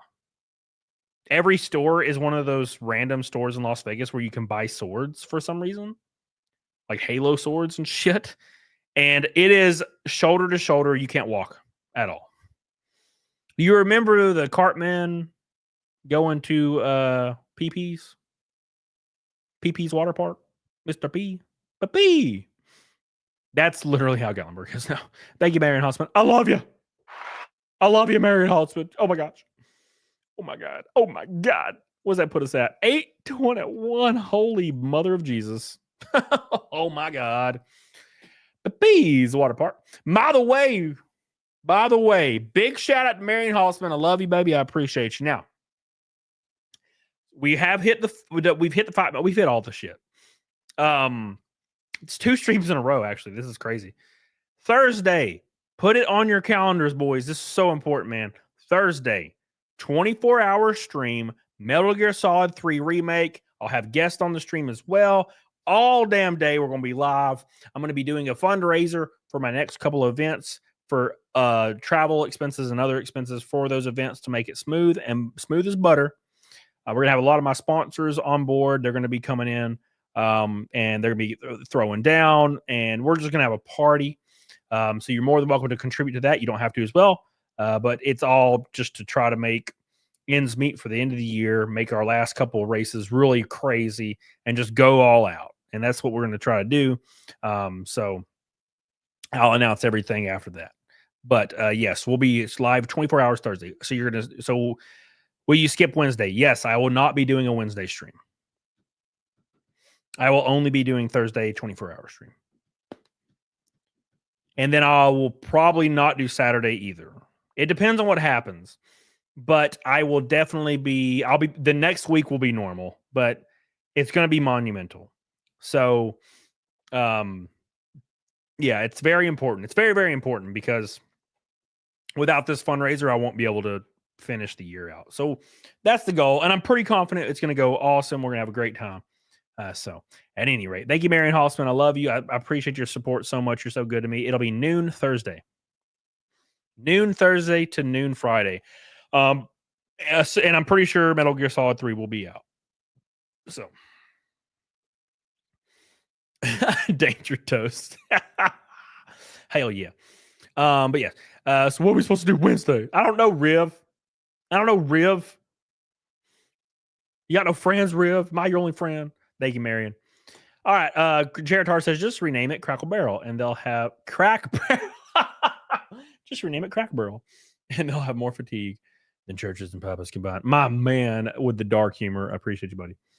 Always with the dark humor with Jared Tar. Crack Barrel. Oh, that's an alley in Chicago. This object cam hates me. Well, listen here. Okay. Listen. Thank you, Charitard. We have nuked all the goals into orbit. PS2 Chopper, Marion Holtzman, Michael Nyer, Billy Hatcher. There's too many. Joe Schmo, Jeff on the damn road. You guys are the goats today. Cigar Bob, Holy Ozone, Ashley. You guys know who you are. I appreciate this, man. It's been awesome. Love you, PS2 Chopper. I appreciate you. Oh my God, Joe Schmo. Listen, stop. Talk Kate into streaming Wednesday. It's been a few weeks.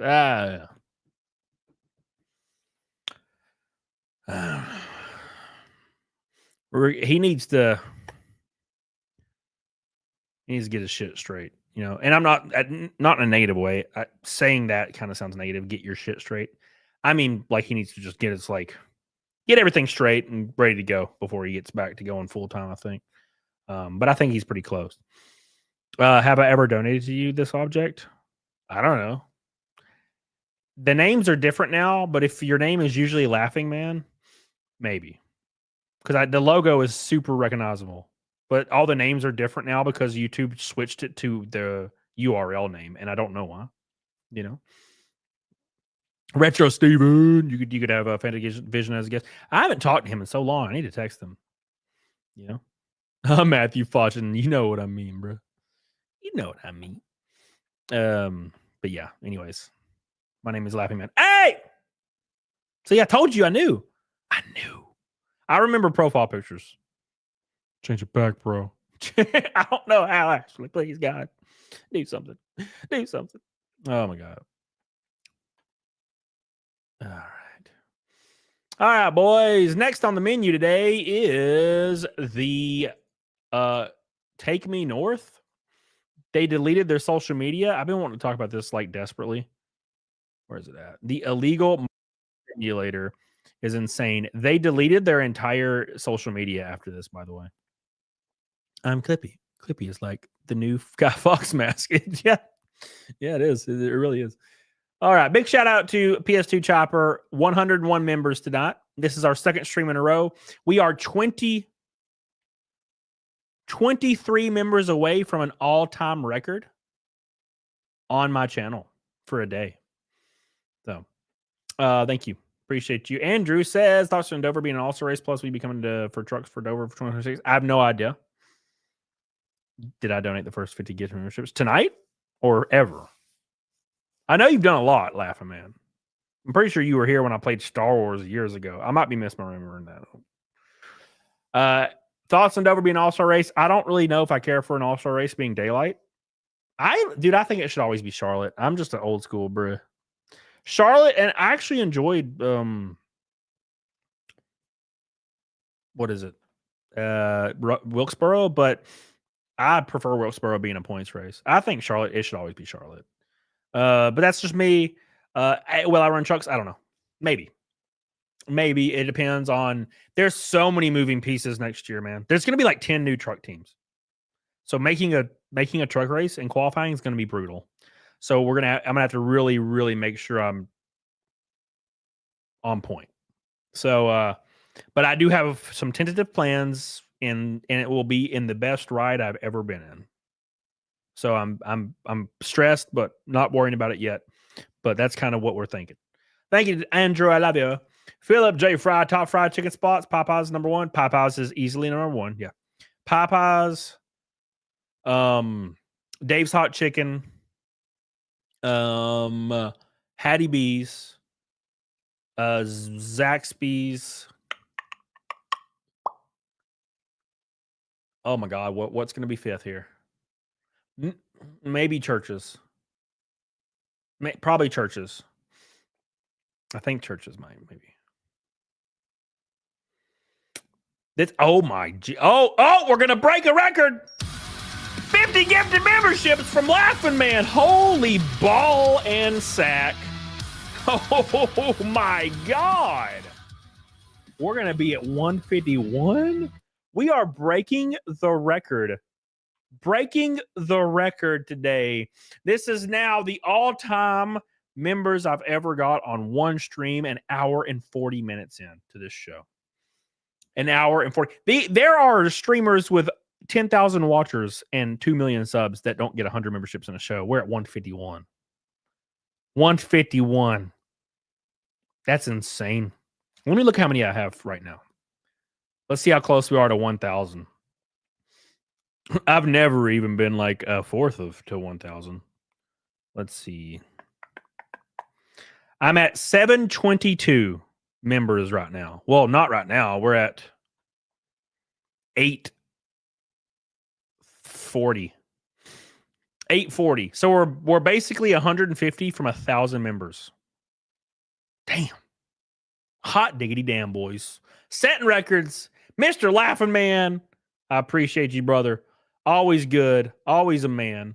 Always large papee. I appreciate that, man, so much. God diggity damn. What a crazy day.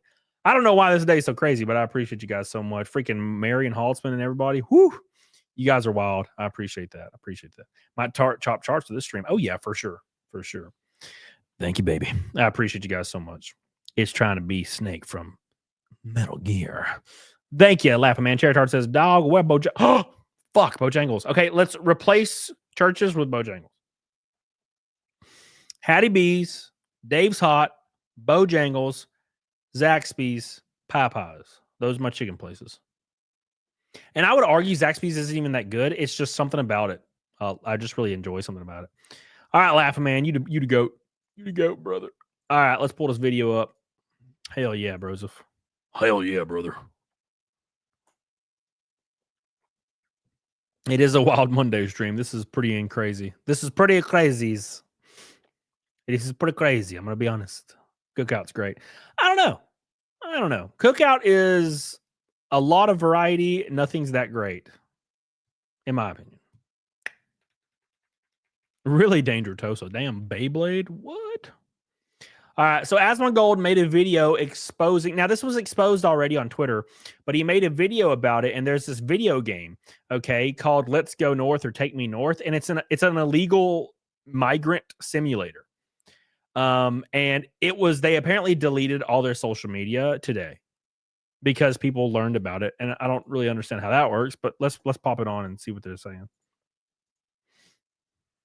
They're currently showcasing a game about illegally crossing into the USA and processing the trauma from being a minority with real audio clips from real illegals. I have to see this. I have to see it. I want to watch it. This is content. Wait a minute. Okay, we might have something here. Let's get it. As my pronouns are she, her, and shit! 1 second into the video. 1 second into the video.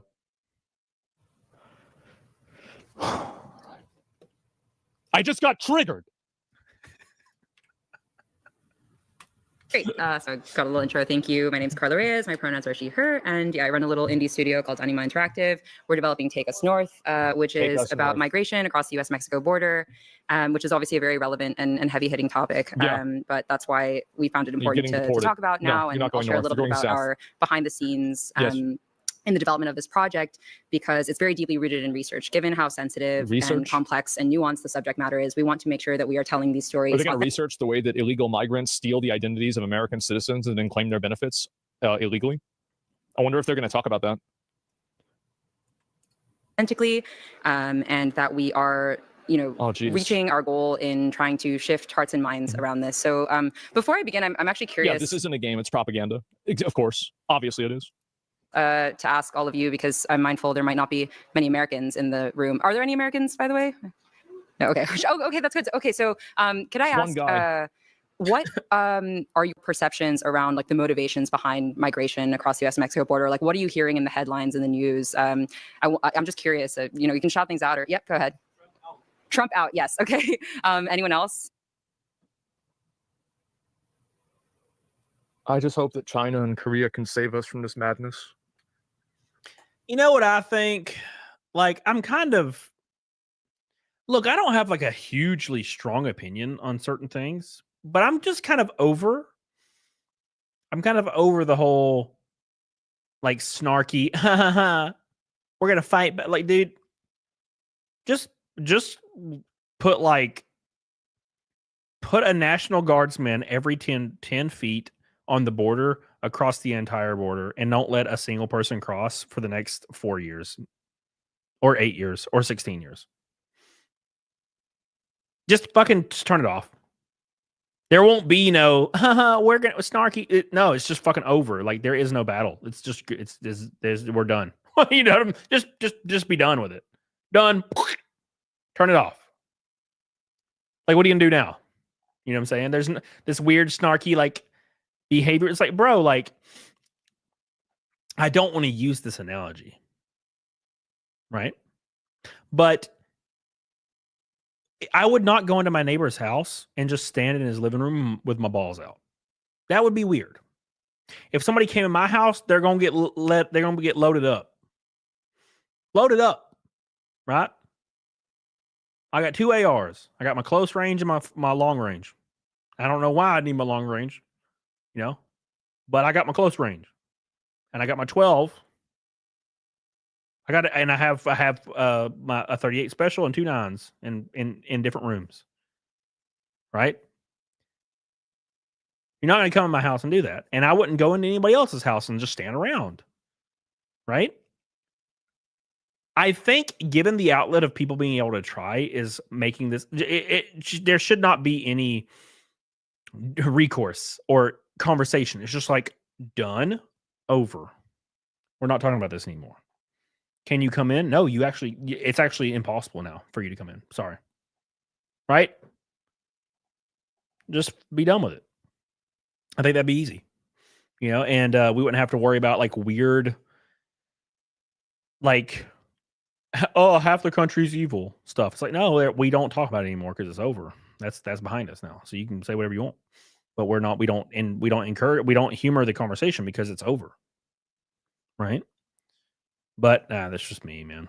And it's mainly me from like fatigue from hearing about it rather than like, oh, they're taking their derbs. You know what I'm saying? Maybe like South America can.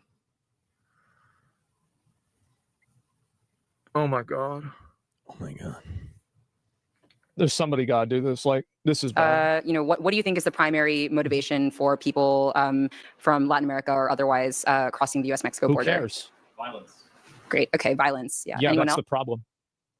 Else? I used to live in El Salvador some 10 years, and violence is the main. Yes. Okay. So this is great because I think like in the U.S., one of the narratives that's being pushed is obviously, you've probably heard this. Americans or they'll often say Latin Americans, or they'll be reductive to Mexicans. They will say like they're just stealing our jobs, right? Like they are. In fact, they're stealing the jobs. They're creating more traffic. They overload social systems. They steal people's identities to get government benefits. They steal, obviously, a bunch of other different type of entitlement programs. What I'm not understanding is what's the issue, right? So entering the country illegally is illegal and not correct. So why is there even a conversation? Like, why is there people like that are acting like it's an open and willing conversation? You know what I'm saying? Right? Like, oh, well, we're fighting for the ability to enter illegally. Well, it's already illegal. Like, it's so there. Why is there a conversation around if it should be completely just not enforced or enforced? It's already illegal. There shouldn't even be another side of the argument. It's weird to me, but yeah,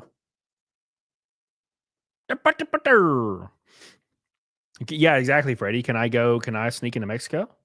Can I sneak in it? No, I can't. Right? Oh my God, Marion Holtzman. Oh my gosh, what a damn $100 super chat. Oh my God. Oops.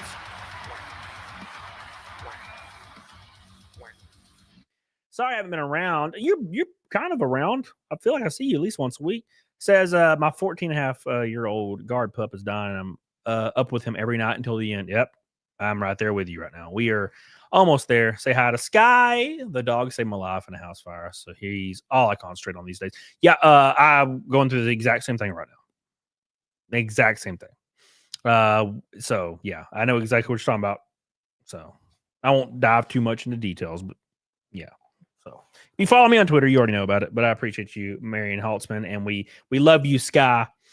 And there is not something that is more painful than losing a friend that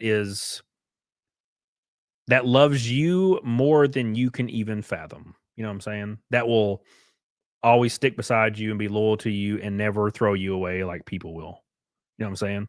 If you found yourself on the street with nothing and no one and not a penny in your wallet, that dog would be laying on your lap. You know what I'm saying? So we love you, Marion, and we love you, Sky. Thank you. Appreciate you. Boop, boop, boop. What an insane freaking super chat day, boys. Jesus. Thank you, Marion. Sending my love to Sky. Marion. Like food stamps, etc. They do jobs for cents on the dollar that should be made for Americans, or they should be improved by automation instead of relying on illegals as a working class of people. The reason why people think this is because it's true. And also, by the way, they just showed up in our fucking country. Why the fuck should we be okay with people showing up in our country? We didn't say they could be here. What a ridiculous thing to say. That's like the first, it's the first thing, right? Oh, people want to come here. Too bad. It's like even the base impulse of this is outrageous. Like the amount of entitlement that these people have is disgusting to me. It is. It's absolutely disgusting. That's what the natives said too, no? Yeah, and look what happened to them. Not so good, huh? Yeah, I don't want to end up like that. One of the big rhetoric pushes, and part of what we're trying to do is challenge this misinformation, right? So misinformation. Let me just quickly show a couple of videos here. So we've done like voice of the people style interviews to ask people about their understanding about migration across the U.S.-Mexico border. So let me see if this public opinion on why people migrate to the U.S. Oh, hold on. I want to make sure this audio works. This is a video game? Friends. Let me see. Hold on. Let's try this. So this is definitely so I thought it was going to be a video game that was kind of veiled, like loosely kind of drenched in propaganda, but it's just a presentation. It's just propaganda. It's just straight up old-fashioned propaganda. Here's people talking that we interviewed. We definitely didn't selectively edit this at all and choose people to that's one thing that it makes it really hard to watch those types of videos where they go to college campuses and ask questions, and it's like, they only picked the people that answered the way they wanted them to answer, right? They could have asked 100 people and 6 people answered the way they liked, so they played the 6 people, right? Quality of life, right? Like I think it's like most things when it comes to immigration, it's always you're either fleeing something or want to get to something. Duh. Like I know there's a lot of like violence and like drug problems in and around the border, like with the cartels. So I'd imagine it's just a lot of fleeing that really for human trafficking, safety for their families. Poor countries, they are not making good money, and it's hope of the people. I mean, from many countries, people are dreaming of living in the United States because they are sending to families money which they are making here. I mean, what we see here, it's like not big money, like $15, $20 per hour. American work there. People would take who are more refugees than anything else, the jobs no one wants. The American dream, pretty much. They're doing the who's going to wash your toilets thing. That's weird that they unironically do that and they don't see a problem with it. But it's like what did they say? This guy said it's people that they dream of living in America, but the entire discourse around it is the people they'll immigrate to America illegally, and then they will protest. You can get paid to protest and hate America. It's the weirdest shit in the world, And obviously, there are totally normal and good people that come over. Obviously, it's overshadowed by all that. This is what I'm talking about, bro, right here. I've been trying to warn y'all about this. I've been trying to tell y'all about this. This is it. How disingenuous for them to say migration when the debate is about illegal immigration. Oh, it's because they don't believe that it's illegal. That's the reason why. They think it's okay for them to do it. Like they have some kind of like entitlement to come to America. It's outrageous. More refugees than anything else, the jobs no one wants. The American dream, pretty much. So coming from where my parents, ancestors are immigrants, but this time, I think from back then, it's completely different. People come in to better their lives and better their family lives, more opportunities, better living. Yeah.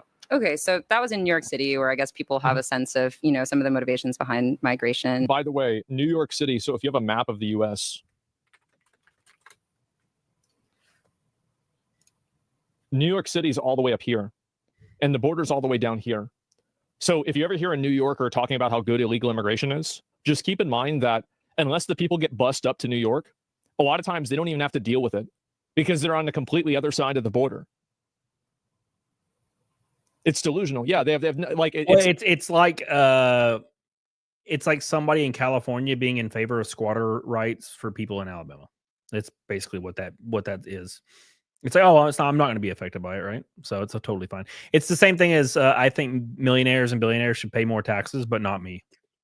And when you ask them what financial bracket they should be in, if somebody's like, hey, everybody should pay more taxes, especially millionaires and billionaires. It's like, okay, cool. So where should you think it should increase at? And they coincidentally always put it one bracket above themselves, so they never have to pay.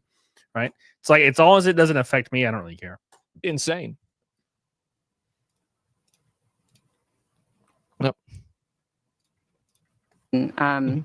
Let me just see. Martha's Vineyard, Is yeah, it definitely. possible to raise the volume a bit, by the way? I'm sorry to the AV team. Could people hear that okay? Or, oh yeah, it was fine. Okay, cool. All right. Let me see if I can go back here. Okay, so do we get to watch the game? Apologies. Do we get? I don't care about like this. This is just goal with Take Us North is really to try to humanize migrant stories and capture some of the complexity and nuance. So yeah, as I said, it's a narrative-driven game. Straight up inspired by propaganda. real-world stories. So we're conducting extensive interviews with. Take Us North plays the role of migrant. Players assume the role of a migrant guy who embodies the complex interplay of duty and empathy. I wonder if he sexually traffics the women that he's helping move over the border. They probably won't do that, will they? No, because it might make what they're saying look bad, even though that's exactly what happens. I wonder if you're able to molest the women that you help come across the border with. Probably not. I wonder why. It's because it's not about telling an accurate story. It's about telling a lie. With migrants and asylum seekers and all. So this is a video game version of like a module or a training, right? Because it says right here, reflecting real world adversities and resilience of the human spirit, Take Us North aims to foster greater empathy and awareness. So this, yeah, it's open, like quite literally openly propaganda. It's actually very interesting. It's very, very interesting. Now, whether or not you agree with this, or don't agree with, that's totally up to you. But that, I mean, it's kind of irrefutably propaganda for sure. Because it's basically playing like a DEI and a unconscious bias training, right? But this training is based around political beliefs, not actually based around interactions with people. So that's kind of interesting, right? Now, keep in mind, we're getting to this, but they actually deleted their whole social media after this video came out, which is very, very interesting indeed, in my opinion. In my opinion. Very interesting. I don't know why we have 20 people watching on Twitch. Hey, how you doing? Dig into our approach to that in a bit, but basically in the game you play the role of a migrant guide or a guia, often known as coyotes. Coyotes are often associated with the drug trade. You know, people meant carteles before, but it's more complicated than that, and it is more complicated. It's worse. That's why we want to show this game, because we believe in video games as one of the most immersive art forms and as a tool to foster empathy and awareness of it's not empathy at all. You want to come to another country and experience it. What am I supposed to be fostering when I play Elden Ring? So she's saying that she believes games are for like trying to force you to believe certain political views. What am I supposed to be believing when I play Elden Ring or Grand Theft Auto? I'm so confused, man. What is Elden Ring foster in me? Rage. Rage. Scarlet rot rage. I love when we expose these gully ops and they literally delete their whole presence on the internet. Why hi? I thought they were proud of their message. Well, they're trying to be covert. Right? Look, I'll be right there with you. If you delete your whole social media, right? If you delete your social media because you're selling a product and you don't believe in that. You don't believe in remotely about what you're doing. You know what you're doing is nefarious. If you delete everything when somebody questions you, you're being nefarious. You know you're being nefarious, right? You know you're being. If I said praise Jesus on my Twitter and I had people sending me death threats, I'd be like, I would respond to their death threats, praise Jesus, right? I don't give a fuck.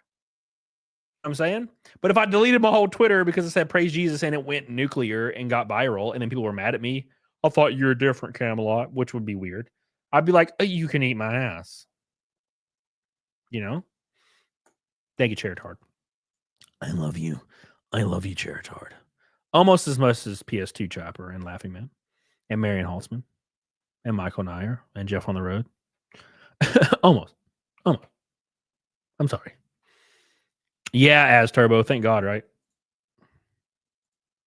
Resources and then take advantage of it while not respecting that country's borders. You want to go into the country illegally against their consent. You know that you're not supposed to be here. You're going here anyway. You want to talk about empathy? I think that should start at the beginning whenever you come somewhere where you know you're not supposed to be. Why y'all put up with these retards? Honestly, I think that the time of putting up with these people is almost over. It is coming to a close, and I am so fucking glad. It's almost done. I don't entirely agree with this because I think there's going to be a death rattle. Like that's not the right word. A second wind. I think there's going to be a second wind of this kind of stuff where there's going to be one final push to be like, oh, fire everybody for disagreeing. You know what I'm saying? And I am actually terrified that it'll all be for naught in a couple years, right? That's one thing that kind of scares me because I feel like America is probably, with the exception of China and Russia, right? Obviously, I feel like America is like the last bastion. I feel like America is the last bastion of not just getting completely consumed by feelings, right? Where everything needs to be led with fake feelings. Because keep in mind, it's completely fake, right? Like acting morally superior and outraged over trying to preserve people's feelings is all 100% fake. None of that's real. So that's what worries me. I'm afraid that like it'll go the opposite direction and we'll just completely get consumed by it, and I'm not looking forward to it.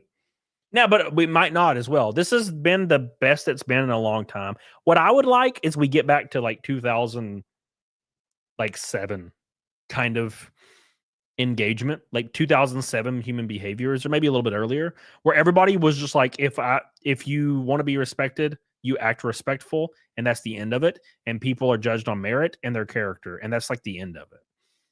And I feel like most normal people agree with that. Yeah, there's fringe groups of people. Yeah, there's people with fringe views. Yeah, there's people that are racist legitimately. I totally get it. But it has never been like this. And it's because the groups forced language on everybody, forced labels on everybody, and started acting hysterical. And now people legitimately hate each other. And why? Is it because they legitimately hate them? No, they're not. They don't legitimately hate them at all. No, not even a little. It's they have fatigue. Everybody's fatigued over here and shit. You know? You talking about the Clinton era? No, I think I'd be talking about Bush. I remember my dad hating George Bush, but I remember that being like the chillest time of my entire life. Right? Is my bandana coming off? Do you buy you ticket back there? Hold on. My bandana's falling off.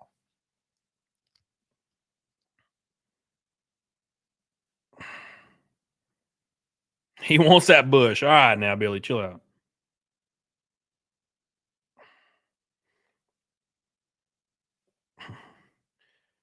Boop-a-doop-a-doo.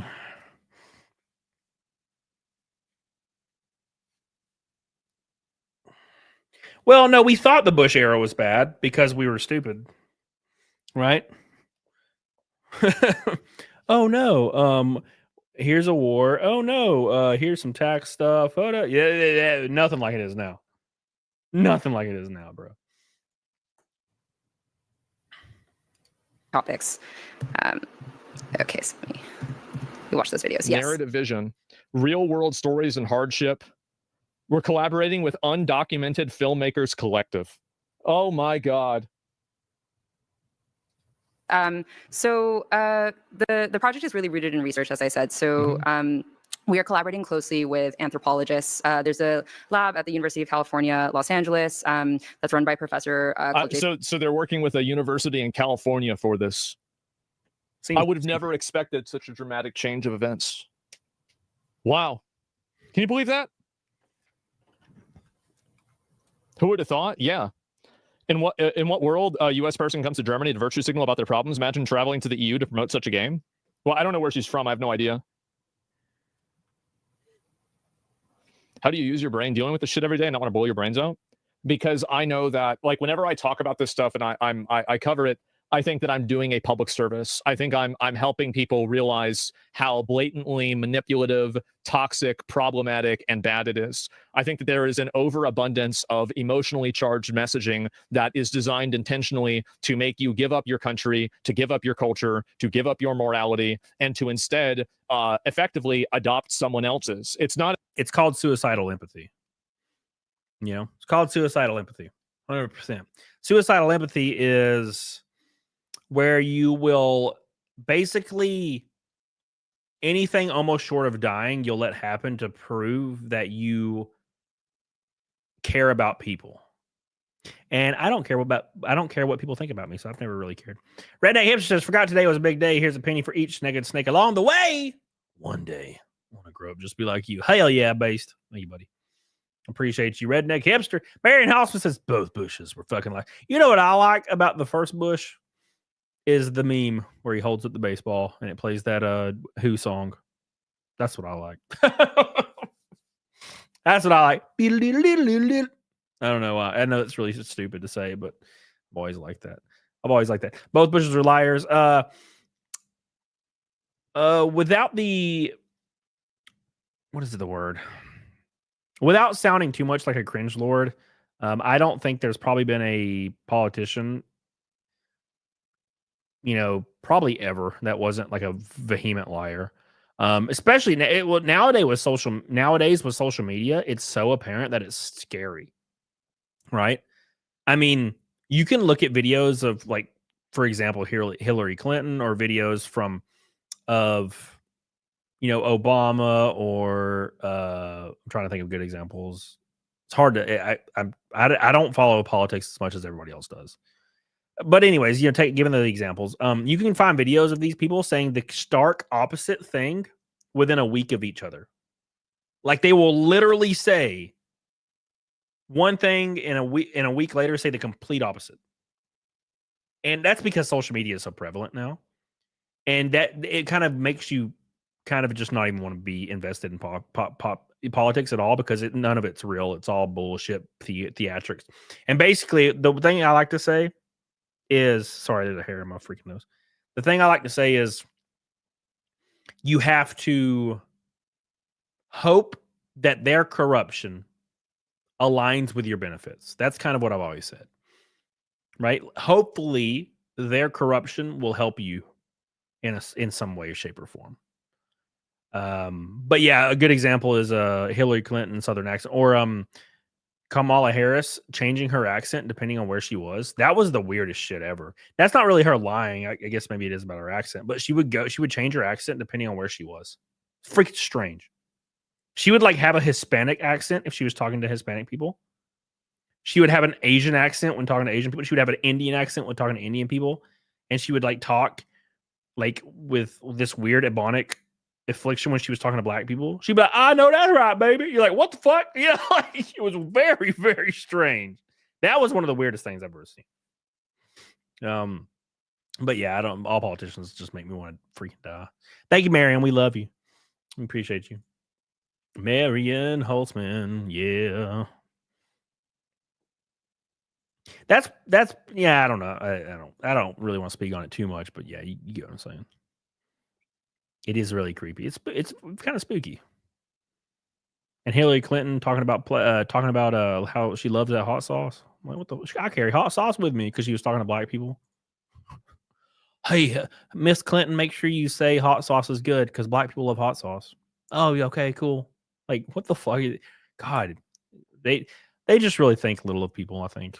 About you being not judgmental. It's about letting somebody else judge you and letting them decide what's okay, letting them tell you what's acceptable, letting them dictate their idea of empathy. Their idea of empathy is, we're going to invade your country illegally, and if you get mad about it, we're going to call you mean. The character name? What's the character name? Which has been seen. I don't see character name. Top right. I don't get it. The Scorpion bite.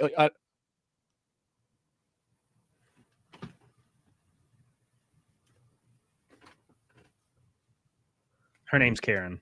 Yeah. I see.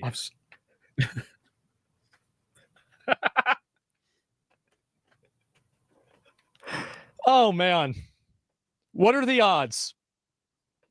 You can't make. Yeah, bro. This is poetic. De Leon, who has done extensive research, both. To answer your question, Jay-Z, not really. Probably a spectrum. There's probably a spectrum of corruption, like autism.